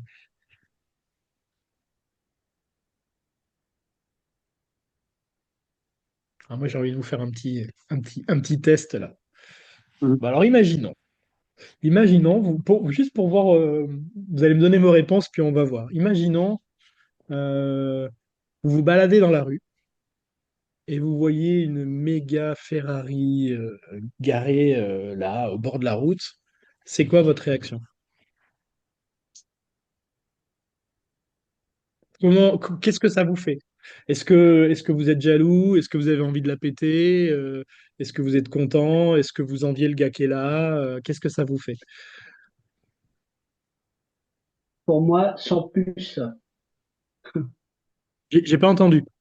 Sans plus, ça me fait rien. Ok.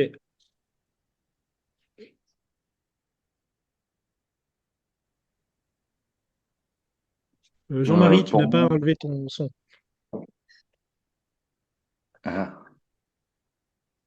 pour moi, c'est très très beau. J'admire l'œuvre, mais ça me fait pas du tout envie. En fait, je sais pas, ça m'intéresse pas quoi. C'est beau pour juste la ligne de la voiture, mais après, j'ai pas spécialement envie de la conduire ni jaloux du gars qui l'a. Moi, je dis, ouais, la belle bagnole, mais ça me donne envie de la conduire quand même. Ouais, moi, pareil, je dirais belle voiture, mais trop d'emmerde. Coûte trop cher, va trop vite, je vais me planter. Pour moi, enfin, au niveau d'assurance, tu te fais plomber. Non, voilà, tu regardes, tu profites. Voilà. Moi, j'y verrais la débauche d'énergie et la débauche d'argent et une forte envie de la conduire.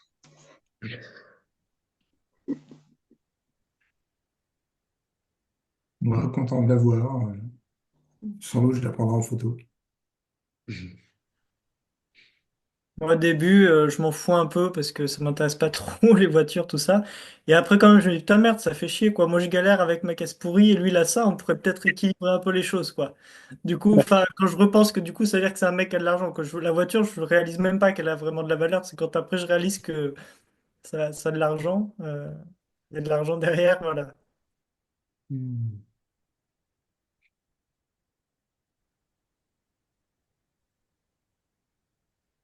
Tout le monde a parlé? Je crois. Non? Bah, je pense que moi, je suis pas concernée, j'imagine, donc j'ai pas à répondre. Si, ça n'a rien Ah à non? voir, c'est juste Ok. le lien avec l'énergie du roi. Bah, moi, Qu'est-ce je que suis ça te fait? plutôt un peu, moi, je suis plutôt un peu comme Rémi. Enfin, moi, la bagnole, je m'en fous. Puis en plus, j'ai pas le permis de toute façon, donc j'ai pas spécialement envie de la conduire. Mais par contre, je pense sincèrement, je pense que je serais dégoûtée en fait de voir que lui, il a ça et puis moi, je l'ai pas. Il y aurait quelque chose comme ça, quoi. Hmm, Et en ok. même temps, tant mieux pour lui, contrairement à avant où en fait il n'y avait pas de tant mieux pour lui. Mais tant mieux pour lui, mais quand même un petit pincement en me disant merde, c'est dégueulasse, lui il a ça et moi j'ai pas ça quoi. Hmm. En fait, on n'a jamais dit que c'était lui, hein, c'est peut-être elle.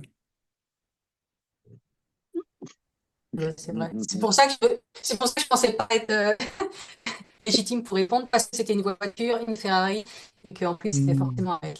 Donc il a tort, merci. Ah là là. Aïe, aïe, aïe, aïe, aïe, aïe, aïe. Les pauvres rois qui sont malmenés. Mais normalement, une énergie équilibrée, c'est juste se nourrir dans l'instant présent de la beauté qui est là, quoi. Point. Je m'en fous de la conduire et tout, mais simplement, est-ce que j'arrive à me nourrir, à me dire, c'est quand même une voiture luxueuse, qui est belle, qui a été conçue, qui a mis des heures pour être conçue et tout, et juste peut-être de se nourrir de la beauté, de se dire, waouh, parce qu'en fait, c'est votre beauté que vous voyez là. En fait, la réaction que vous avez avec la voiture, c'est la réaction en lien avec votre roi intérieur. Donc ça pourrait peut-être vous faire réfléchir. Ça veut dire que si vous êtes jaloux du gars qui est là, bah, votre roi, vous êtes jaloux des autres qui ont un roi qui est équilibré, mais vous l'avez pas. Si ça vous fait rien et que ça vous fait ni chaud ni froid, ça veut dire que l'énergie du roi en vous, elle est où? Parce qu'en fait, le roi, il se nourrit. C'est comme l'amant qui aime le beau. Ce qu'il faut vous dire que le roi, il a toutes les énergies. Ça veut dire qu'un bon roi, c'est un bon guerrier, un bon amant, un bon magicien. Donc un roi équilibré, c'est quelqu'un, il est capable de se nourrir du beau, sans attendre, sans rien. Sans se dire, ah bah elle est pas à moi, merde, lui il a de l'argent, et pourquoi moi j'en ai pas? Non, juste dans l'instant présent, il voit quelque chose qui est beau et qui est esthétique, il s'en nourrit en fait. C'est pas obligatoirement. Moi, c'est pareil. Honnêtement, si j'avais de l'argent, je le mettrais pas dans une Ferrari. Je le mettrais dans autre chose dans mon cadre de vie parce que c'est pas ce qui me fait kiffer. Bon, j'aimerais bien avoir une voiture qui est belle et qui est luxueuse, mais pas mettre autant d'argent parce que je vois pas l'intérêt. Mais simplement, moi, quand j'en vois une, ça me fait waouh, ça me fait juste ça. Et sans me dire c'est bien, c'est pas bien. Juste, je me nourris comme je verrais un beau bouquet de fleurs. Et waouh, ça fait du bien, quoi. Et ça me fait vraiment du bien à l'intérieur. À ce moment-là, moi, quand je vois ça, eh ben, je me sens beau. Alors que la voiture m'appartient pas, alors que je sais pas à qui elle est, alors que je la conduirai peut-être jamais. Mais quand je vois ça, en fait, c'est comme si ça me renvoyait mon roi à moi, et d'un coup, ça me fait du bien. Ça, c'est juste une petite expérience pour voir. Mais on pourrait le faire avec plein de choses comme ça.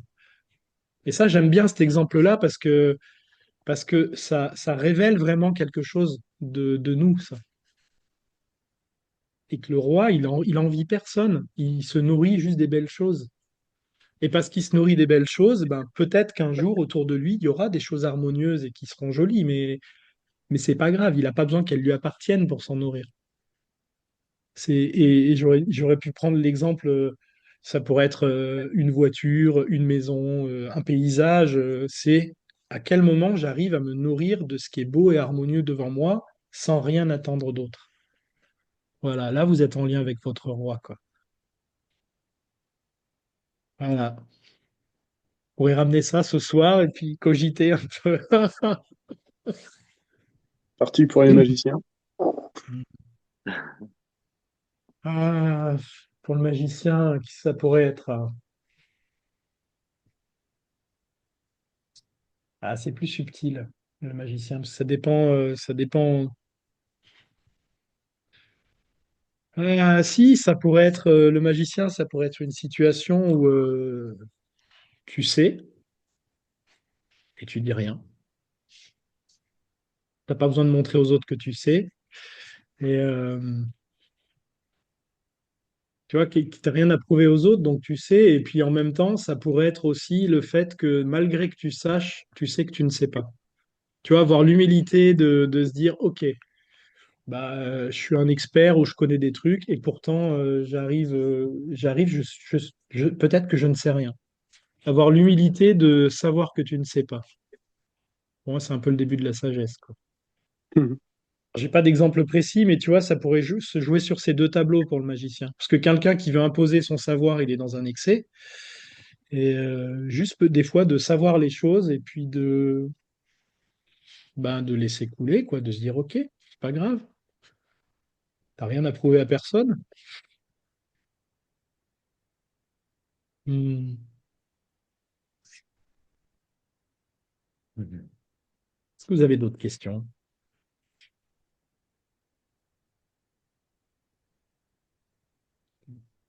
Non, non, ça va. Les questions qui ont été posées ont complété ce que je voulais savoir. Tout à l'heure, tu parlais des archétypes de Jung. Est-ce que c'est lié par rapport au truc avec les couleurs, là, ou ça n'a rien à voir? Comment ça? Les Avec les Mystic Colors, là, de Jung, ça n'a rien à voir avec ça. Alors moi, je travaille pas avec les archétypes de Jung parce que quand je les ai mis sur ma roue, je me suis rendu compte qu'il y avait quand même beaucoup d'amalgame. Tu vois, si tu fais le roi, le père, le magicien, le thérapeute, le truc. Enfin, pour moi, on parlait pas des mêmes choses obligatoirement. Enfin, je dis pas que il travaillait avec des archétypes, mais pour moi, c'était pas autrement les archétypes du masculin. C'était des archétypes. Parce qu'après, si tu les regardes, il y en a quand même beaucoup qui sont assez similaires. Donc, si tu les replaces sur ta roue, tu vois bien que bon, ça sert à rien d'avoir trois archétypes qui représentent le roi, quoi, ou trois archétypes qui représentent le magicien. Parce que si tu fais, tu vois, si tu te dis, je sais pas, l'informaticien, le chirurgien, le thérapeute, bah, c'est des formes différentes, mais l'essence, c'est une essence d'énergie du magicien. Et en fait, plus tu veux aller à l'essence, plus c'est clair, quoi. Parce que sinon, on pourrait dire, bah oui, alors je vais prendre l'archétype du coureur de fond, l'archétype du footballeur, l'archétype du rugbyman, l'archétype du chasseur, et je vais te sortir 50 exemples et de formes différentes d'énergie du guerrier, je veux dire. Mais ça n'a pas de sens en soi, quoi. Bon, à part si tu veux faire un jeu de cartes avec un oracle et tu mets 350 trucs dedans, mais quand tu veux vraiment bosser sur toi et aller transformer en profondeur, il vaut mieux être comment dire, précis et tu sais, comme une lame de samouraï, d'aller à l'essentiel en fait. Et si tu regardes bien, tous les archétypes que tu peux trouver, moi c'est ce que j'ai fait en fait à un moment donné, quand j'ai recherché, j'ai mis une roue, j'ai mis mes quatre archétypes et j'ai regardé tous les archétypes que je travaillais, que je voyais autour de moi pour les placer sur la roue et qu'à un moment donné, tu vois qu'ils rentrent dans une partie de la roue en fait. Parce que c'est souvent des sous-énergies d'une énergie principale.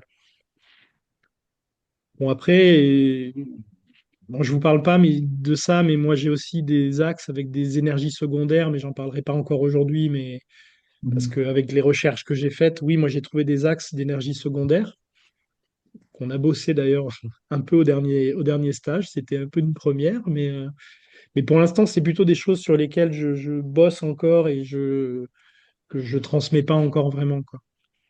Mais Je ne connaissais pas les archétypes de Jung, mais par rapport à Jung, alors je ne sais pas si c'est le même Jung, mais je pense quand même. Il y a tout un concept avec une roue avec des couleurs et les gens qui sont plutôt sur le côté émotionnel ou cérébral, et introverti, extroverti, en fonction de ça, ils classent. Je vois que Julien, visiblement, ça lui dit quelque chose. Et où il y a un truc qui me semblait intéressant, c'est que dans ce paradigme-là, il dit que on peut très bien avoir exprimé une couleur, par exemple, par rapport au boulot, et c'est pas forcément son moi profond. Donc on est obligé, tout à l'heure, Fabien parlait aussi d'énergie, quelque part, par exemple, si on est manager, il va falloir être un peu plus directif, peut-être un peu plus roi que sa nature profonde. Et donc, par rapport au point du pendule là, qui bouge du plein au vide, et l'exemple que tu donnais sur quelqu'un qui, par exemple, est potentiellement tyrannique au boulot et puis un agneau à la maison, ce que je me demandais, c'est effectivement dans ce côté du pendule, c'est la notion d'énergie et de savoir effectivement, enfin, euh, le fait d'aligner et puis d'avoir moins d'amplitude sur les oscillations, est-ce que ça joue justement sur la partie d'énergie qu'on dissiperait et que du coup on la garde pour soi et c'est mieux sur le long terme? Alors, j'essaie de voir si j'ai compris ta question. Euh, pour moi, en fait, c'est des équilibres. Nous, justement, ce qu'on vient travailler en stage, c'est que tu as l'énergie de base et tu as tes déséquilibres qui balancent d'un côté. Mais par exemple, imaginons, c'était prends le roi, tu as toute ton énergie qui est bloquée en excès et tu vas être tyrannique 90% du temps. Et à un moment donné, tu as un petit exutoire et dans une situation, tu as 10% de ta vie où tu es, zut, euh, faible. Tu vois, tu n'es plus tyrannique, tu es faible. Ça, c'est on va dire, ta structure à toi. Il y en a un, ça va être 70-30, l'autre, ça va être 20-80. Imaginons, toi, tu es 90 dans le tyran et 10% dans le faible. Souvent, en fait, tous nos structures comme ça, nous, on le voit avec les stages, en fait, on pourrait dire des schémas de comportement dysfonctionnels. Alors, où ça vient de loyauté familiale, de transgénérationnel, de trauma, mais on va dire que dans une situation de vie, ton énergie, elle s'est cristallisée d'une certaine manière pour survivre. OK? Et donc, peut-être que toi, dans ta vie, pour survivre, il a fallu que tu sois tyrannique pour tout ce qui s'est passé dans ta vie. Et ton énergie, elle s'est cristallisée comme ça. Sauf qu'on voit bien qu'à un moment donné, c'est un déséquilibre. Tu peux pas être à 90-10. À la limite, tu serais à 50-50 et l'énergie serait fluide selon les situations, pourquoi pas. Mais si tu es à 90 d'un côté, ça veut dire qu'il y a une énergie qui est cristallisée et comme si tu serrais l'énergie à l'intérieur de toi. Et cette énergie qui est là, elle n'est pas disponible ailleurs. Ça veut dire qu'au fil du temps, ton dysfonctionnement relationnel ou comportemental, il se durcit, se durcit, se durcit, et tu en deviens toi-même la principale victime d'une certaine manière. Et en fait, nous, ce qui se passe sur les roues des archétypes, avec les gens qui jouent les archétypes et toi au milieu, c'est que c'est l'opportunité de venir décristalliser ça. Et c'est ce qu'on fait à chaque roue, en fait. C'est les deux qui sont là pour en témoigner, Sylvain et Jean-Marie. C'est pas vraiment explicable ce qui se passe, mais en tout cas, ça se passe. Et que dans la roue, cette énergie, c'est comme si tu venais déchirer le voile pour que cette énergie, elle recircule en toi et elle va être disponible pour autre chose. Donc l'énergie que tu avais, qui était cristallisée dans une blessure, eh ben, t'imagines si tu remets 70% des 90% qui étaient serrés contre toi, tu les relâches, ça veut dire que tu as 70% d'énergie qui vont de nouveau être fluides dans tous tes corps pour les remettre à disposition pour toi. Donc, les trois quarts du temps, après les roues, tu changes de vie. Enfin, tu changes de manière d'être en relation, tu changes de vision du monde, tes actes changent, tes relations changent parce que justement, ce que tu tenais, tu le tiens plus. Et l'énergie, maintenant, elle est de nouveau disponible bah, pour la mettre ailleurs dans ta vie, quoi. Et ça, c'est une vraie réalité qu'on voit avec Fabien à tous les week-ends de stage, quoi. Donc, je ne sais pas si ça répond à ta question. Oui, tout à fait. Merci.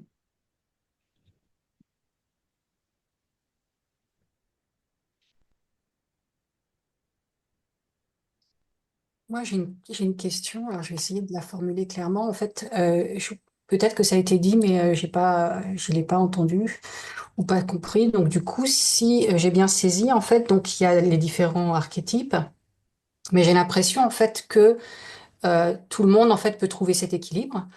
Et en même temps, en fait, j'entends dire ou j'ai lu que on avait chacun nos propres structures et que ça pouvait pas forcément bouger. C'est-à-dire que est-ce qu'il y a des personnes qui sont, enfin, je sais pas si c'est le bon terme, nées pour être roi, par exemple, foncièrement roi, d'autres qui ne seront pas rois parce que ils ont une structure qui fait que ça va bouger, mais ça va bouger, comme dirait l'autre, comme c'est possible, quoi, que l'impossible nul n'est tenu, enfin entre guillemets. Enfin, c'est une question, hein, je sais pas, hein. Est-ce Mm. que en fait il y a dans ce modèle en fait un équilibre possible pour tout le monde? Ou est-ce qu'il y a suffisamment d'équilibre pour tout le monde, peut-être, et puis forcément, voilà, il y a pour chacun, en fait, une facilité à être plus ceci ou cela, peut-être, c'est ça? Alors, je vais te répondre en deux temps. Euh, je pense foncièrement qu'on a une tonalité de départ. Ça veut dire que tu as des gens, naturellement, ils vont être très sportifs et très dans le corps, par exemple. Tu vois, moi j'ai un fils. Moi j'étais très dans les arts martiaux, dans le corps, dans le sport. Moi, mon fils, c'est quelqu'un qui a envie de chanter, qui est pas du tout physique pour un sou, qui est très intériorisé. C'est l'exemple opposé. Donc, je pense sincèrement qu'on a une donnée de départ qui est, bah, comme il y en a, ils sont grands, ils sont blonds, ils sont petits. Il y en a, ils sont très doués à la course, d'autres qui sont très doués en musique. On a quand même des qualités qui fait qu'on peut reconnaître des typologies archétypales de départ. Par exemple, c'est pour ça qu'avec Fabien, on se complète bien dans les stages, parce qu'on n'est pas du tout dans la même typologie et on est souvent en opposé, donc on est très complémentaires. Mais c'est le départ. Après, je pense sincèrement que on a tous ces dynamiques parce que c'est des dynamiques constitutives. Mais ce qu'il faut bien comprendre, c'est que en fait, on n'est pas tous là pour être en même place. Ça veut dire que le gars qui va être leader et chef d'un mouvement, s'il incarne l'énergie du roi, super. Mais moi, je peux très bien incarner l'énergie du roi en étant dans ma vie de tous les jours avec ma famille. Donc, c'est pas parce que on a une tonalité de départ et que où on est fait pour quelque chose qu'on va pas incarner les autres archétypes. Et je pense, moi, sincèrement, qu'on est là pour incarner tous nos archétypes. Sauf que bah, moi, je peux très bien incarner le roi dans ma vie de tous les jours. C'est pas pour ça que je serai un leader dans ma vie. Parce que c'est pas ce qui m'est demandé dans cette incarnation, c'est pas ce qui m'est demandé dans ce que je dois faire. Mais par contre, quand je vais faire un acte, il y aura cette énergie à l'intérieur de moi. Que je m'occupe de mon chat chez moi, que je parle avec des inconnus ou que j'aille faire mes courses, je peux très bien être dans cette énergie de roi, de prendre soin des autres, d'être à l'écoute, d'exprimer avec sincérité ce qui est là. Et pourtant, je serai peut-être jamais dirigeant d'un mouvement. C'est pas pour ça que je n'incarne pas l'énergie du roi. C'est pour ça que je te l'ai dit en deux temps, parce que pour moi, on est fait pour quelque chose dans la vie. Oui, on a vraiment des qualités où on est là à une certaine place. Tu vois, le gars qui doit être artiste dans cette vie-là, bah, il sera pas autrement leader. Mais en étant artiste, il pourrait être leader d'un mouvement artistique, mais il sera pas leader d'une communauté, par exemple. Il n'est pas là pour être le roi qui va diriger le pays, mais par contre, il incarnera, s'il incarne, il est vraiment à sa place, il incarnera l'énergie du roi dans son art.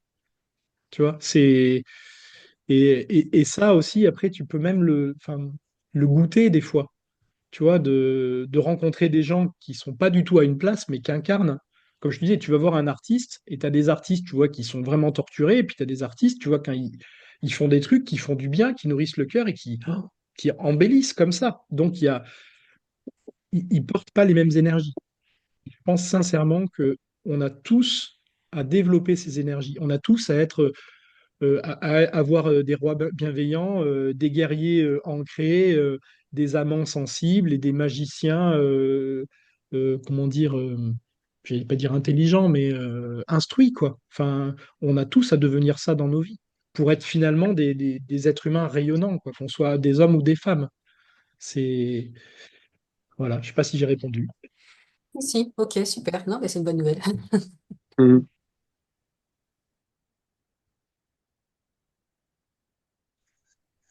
J'avais une question pour vous, les gars. Bon, moi, j'ai quand même, j'ai fait une dizaine de fois le stage, j'ai fait plusieurs tours. Je suis curieux là, qu'est-ce qui vous anime encore dans le fait de proposer ces stages à tous les deux? Je veux dire, au-delà de l'aspect financier, de recherche ou je sais pas quoi, dans votre intérieur, qu'est-ce qui se passe pour vous Hmm. durant ces stages? Petit coquin. Je dis ça parce qu'on se connaît bien avec Sylvain. Euh, eh ben, je vais être vraiment honnête. Tu vois, il y a quelques années en arrière, ce qui m'animait, c'est que je voulais réussir.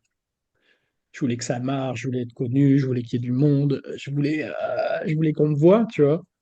Et plus les années passent, et plus ce qui me nourrit vraiment, c'est voir la beauté des changements des hommes, quoi. De les voir avant et après les stages et de voir comment ils sont rayonnants après.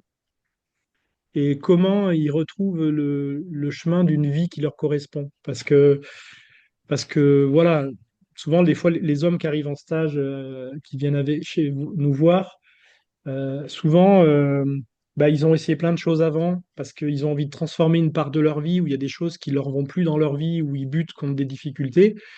Et moi, quand je les revois ressortir des week-ends où il y a vraiment quelque chose qui s'est décristallisé, dont ils témoignent tous derrière, hein. C'est pas, je vous vends pas du vent là, parce que c'est vraiment sincère. Bah, ils sont rayonnants, ils sont lumineux, ils sont joyeux. Et moi, je me dis vraiment maintenant, ben, en fait, c'est comme si je les aidais à devenir rayonnants et de leur place, ils vont aussi illuminer le monde. Et moi, ça me suffit, quoi. Et franchement, je suis heureux de pouvoir faire des hugs en fin de week-end à des mecs rayonnants qui ont le sourire comme ça et qui partent transformés chez eux parce que c'est chouette. Voilà. Et Fabien, à toi maintenant. J'ai un peu la même réponse, hein. Bah,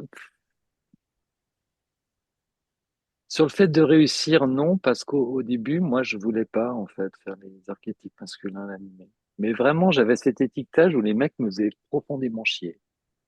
Et ça m'emmerdait. Quand je les voyais au cabinet, je me disais, alors, soit j'ai un monsieur, je sais tout, qui va m'expliquer la vie, parce qu'il a lu 30 bouquins, il connaît mieux l'acupuncture que, voilà, et ça, et les chakras, ça me gonflait. Soit il sentait rien, il venait parce qu'il avait mal au dos, ou il s'est pété la cheville, du coup, il y avait un peu d'émotion qui revenait, et voilà, j'avais ce, pourquoi j'en sais rien. Peut-être parce que par affinité aussi, j'étais plus à l'aise avec des femmes pour l'échange, ou avec des hommes gays justement parce qu'il y avait quelque chose qui me dérangeait moins. Et venir dans les archétypes, ouais, au début c'était presque compliqué pour moi. Et puis au fil des stages, on a goûté une qualité, fallait pareil, les choses se sont cristallisées aussi et qui m'a nourri sur des plans que je pensais pas en fait. Ça m'a fait un bien fou.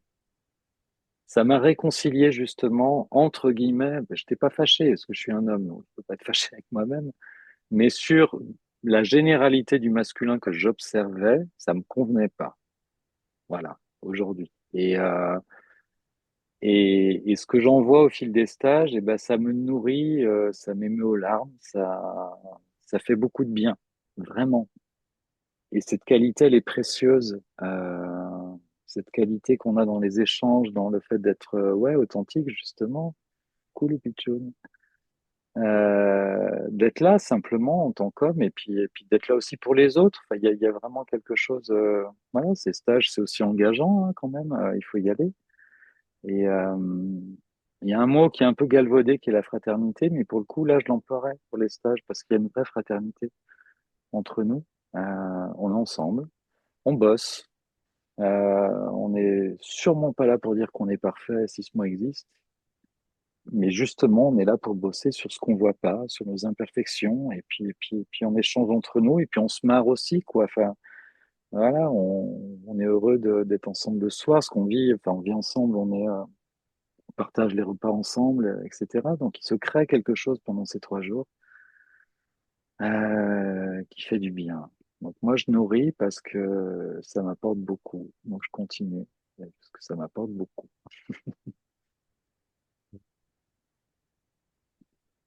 Voilà, mon cher Sylvain. Hmm. Et des enfants qui ne dorment pas encore. Ouais, c'est Vous avez d'ailleurs d'autres- l'heure d'aller les coucher pour que ça C'est puisse l'heure aller du à l'école dodo. demain le dernier jour. Donc je vais pas Hmm. tarder moi. Bon, bah, bonne nuit, jeune homme. Est-ce que vous avez d'autres questions ou c'est OK?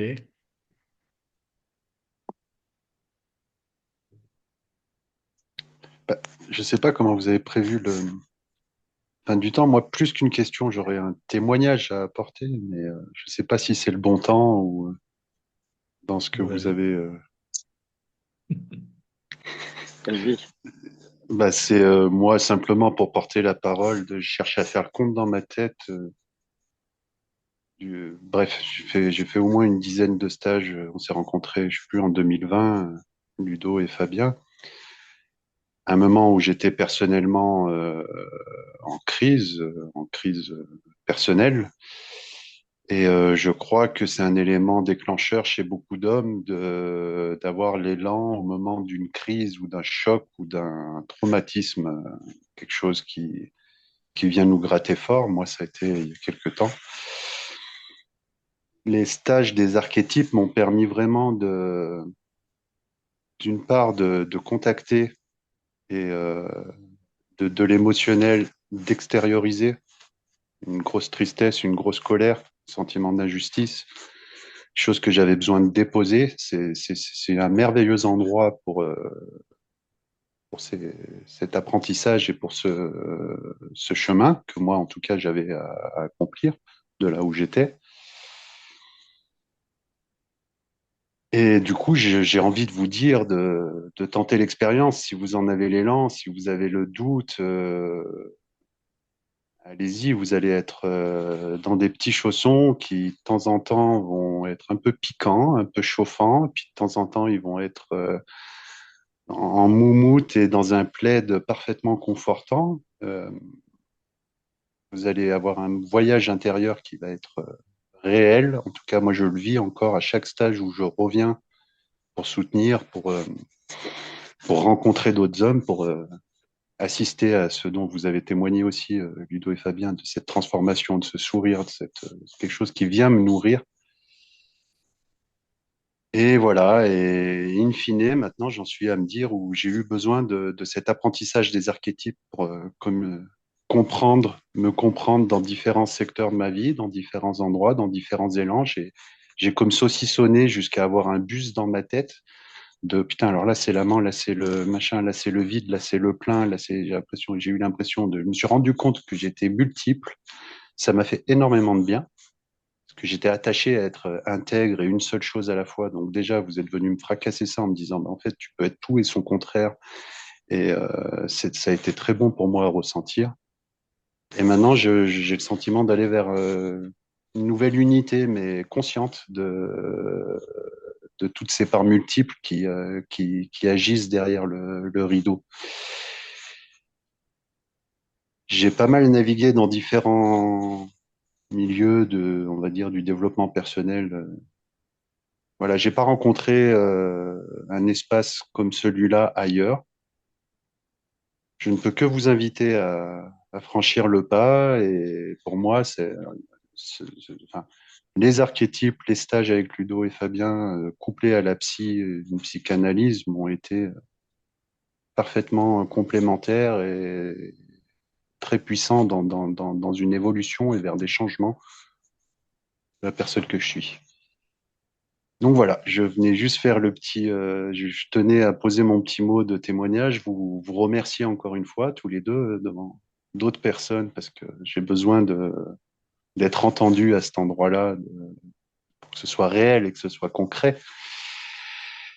Et voilà, j'espère vous croiser, les visages que je découvre dans des prochains stages. Je reviens de façon spontanée quand c'est possible pour moi, pour venir jouer avec vous.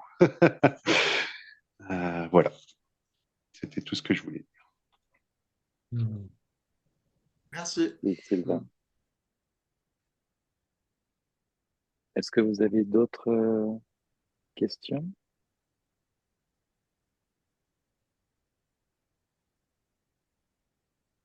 C'était comment pour vous alors? Ça a été? C'est nouveau? C'était éclairant? C'était connu? C'est clair? C'était une très bonne introduction. On avait déjà un petit peu entendu parler de la part de Ludovic et Sylvain, mais ouais, ça donne bien envie d'approfondir et de se connaître soi-même. Hmm. Puis de former les futures générations aussi. Qui sont là.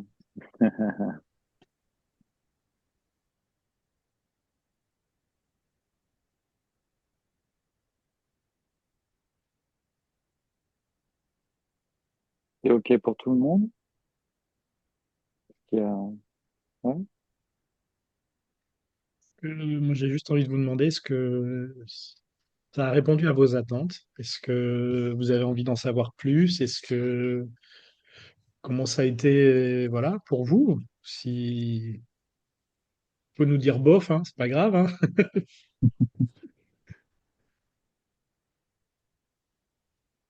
Merci, ouais, moi, si je peux prendre la parole maintenant, je crois que c'est bon. Ouais.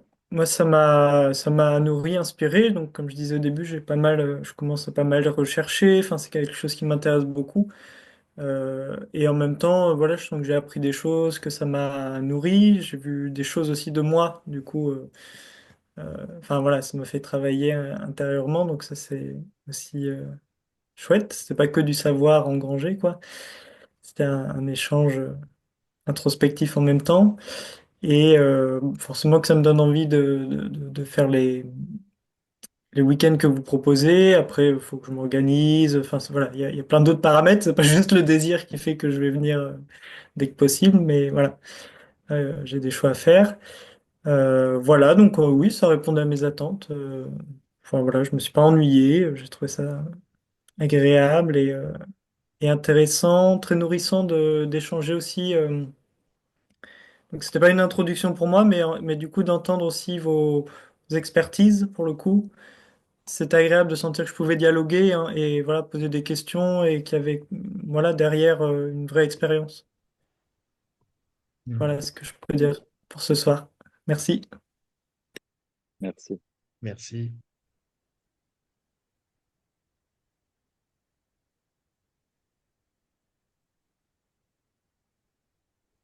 Pour ma part, j'ai trouvé ça très enrichissant.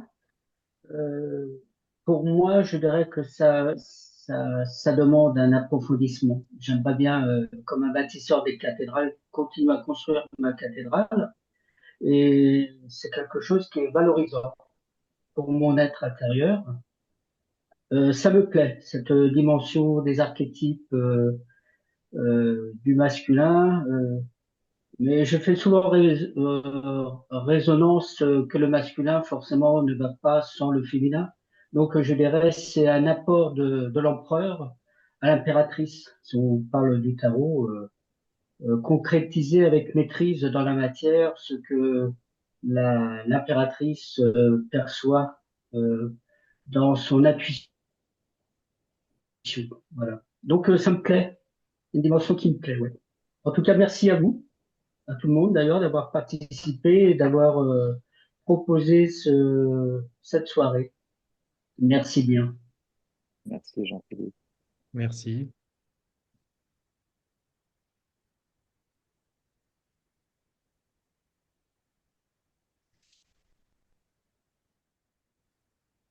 Bon, Bah, je c'est vous vrai que remercie. ah, Ah, pardon. ouais, je voulais juste te dire que c'est vrai que nous, on n'accompagne que des hommes, malheureusement, parce que on a souvent la demande quand est-ce qu'il y a des stages comme ça pour les femmes. Alors, alors, sans faire la même chose, moi j'ai ma compagne qui est thérapeute et on a animé des cursus à l'année avec des groupes. Et dans ce cursus, on leur faisait rencontrer comment leur masculin s'était construit. Donc en utilisant ces dynamiques archétypales, alors d'une autre manière, pas comme on les fait en stage. Et c'est des week-ends où il y avait 90% de femmes. Et donc c'est aussi pour dire que quand je vous dis que ça parle du masculin à l'intérieur de soi, c'est que je l'ai aussi expérimenté avec des femmes et ça les transforme autant que ce qu'on fait en stage, quoi.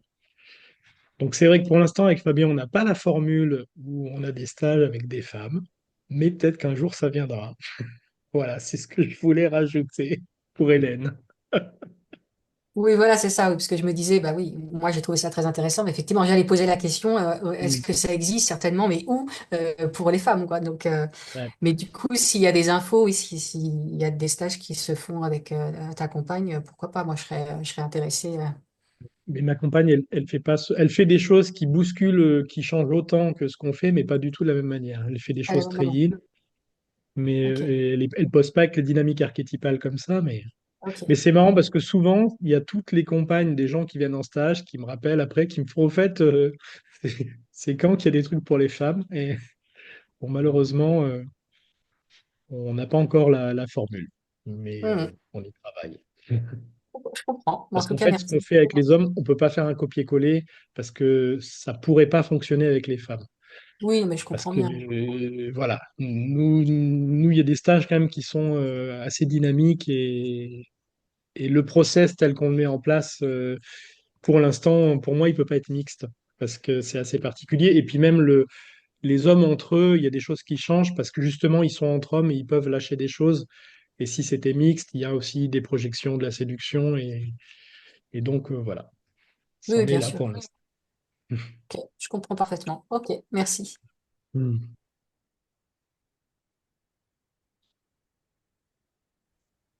Je me permets de revenir, j'aurais une question, ça me revient. Quand on suit un stage, il y a donc, je suppose, 4 week-ends pour chaque archétype. Est-ce qu'il est nécessaire de faire tous les archétypes dans l'ordre qui est proposé ou est-ce qu'on peut en faire que 3? Celui qui nous interpelle le plus? Eh bien, tu fais comme tu veux, Jean-Philippe. Moi, Ok, merci. moi, je conseille, non, je conseille si tu veux vraiment qu'il y ait un changement en profondeur, de faire le cycle complet parce que tu vas voir toutes tes tonalités, tu vas les visiter. Après, il y a des gens, ils viennent faire un stage et je les revois plus parce qu'ils sont venus bosser ce qu'ils avaient besoin de bosser et puis ils font la suite ailleurs. Tu vois, il y a pas d'obligation et il n'y a pas de sens non plus. Ça veut dire que on a très bien des gens qui font un stage, des gens qui font tout le cursus, des gens qui font le cursus en plusieurs années parce qu'ils font 2 stages. Et puis après, des fois, ça leur suffit parce qu'ils ont besoin d'assimiler et puis ils reviennent faire la suite du cursus 2 ans après. En fait, on est tous uniques. Donc, bah, ce qui sera juste pour toi sera juste pour toi, quoi. Tu vois, nous, on n'a pas il n'y a pas de règle, en fait, quoi. Par contre, ce qu'on voit bien, c'est que tous ceux qui ont fait vraiment le cursus dans la foulée, il y a quand même, on pourrait dire, l'effet machine à laver, qui fait que quand tous les 3 mois, tu mets des choses au travail et que ça vient bouger la machine, et ben en un an, tu as beaucoup plus bougé que si tu fais un stage et que, tu vois, il y a pas les autres. Mais après, si c'est juste pour la personne qui est là, il y a pas de souci, quoi. Tu vois, je suis pas... Tout est juste, en fait. Ok. Oui, moi, je vais prendre la parole. Je voulais d'abord vous remercier pour ces explications. C'était très clair et ça m'a éclairé sur certaines choses. Et puis, je peux rajouter un témoignage aussi, puisque j'ai fait 2 stages. Et avant les stages, bon, même si on réfléchit à certaines choses ou même sans connaître les archétypes, enfin, pour ma part, j'intellectualisais beaucoup. Et en fait, de venir au stage et de se plonger avec vous dans les archétypes et de vivre cette expérience entre hommes, c'est vraiment c'est un accélérateur parce que vraiment ça nous plonge dans la progression qu'on a envie de faire et dans le chemin qu'on doit se tracer. Et puis on ressent des choses vraiment fortes, quoi. Donc c'est c'est vraiment un accélérateur et du point de vue émotionnel, c'est très enrichissant aussi. Voilà. Donc merci encore à tous les deux, Ludovic et Fabien, et puis Sylvain aussi, qui est- qui doit être là aussi. Merci encore. Merci, Jean-Marie. Voilà. Allez, bonsoir tout le monde.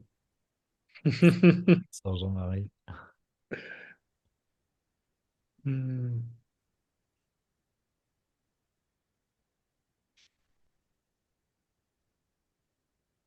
Est-ce que c'est OK pour tout le monde? Et, voilà. Ok, moi je vais dire au revoir aussi, coucher tout ça. Ouais.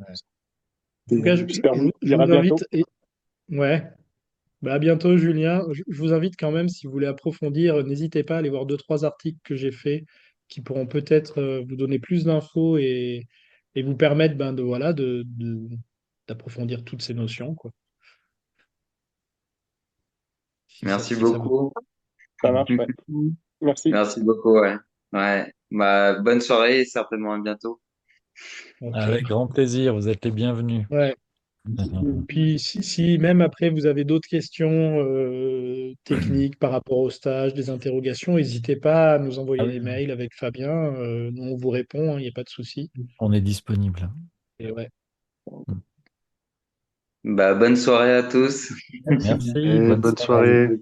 Merci, Bonne bonne soirée. soirée. Au Merci. Au revoir. revoir. Au revoir à Et au tous. revoir. Au revoir. Bonne soirée, à bientôt.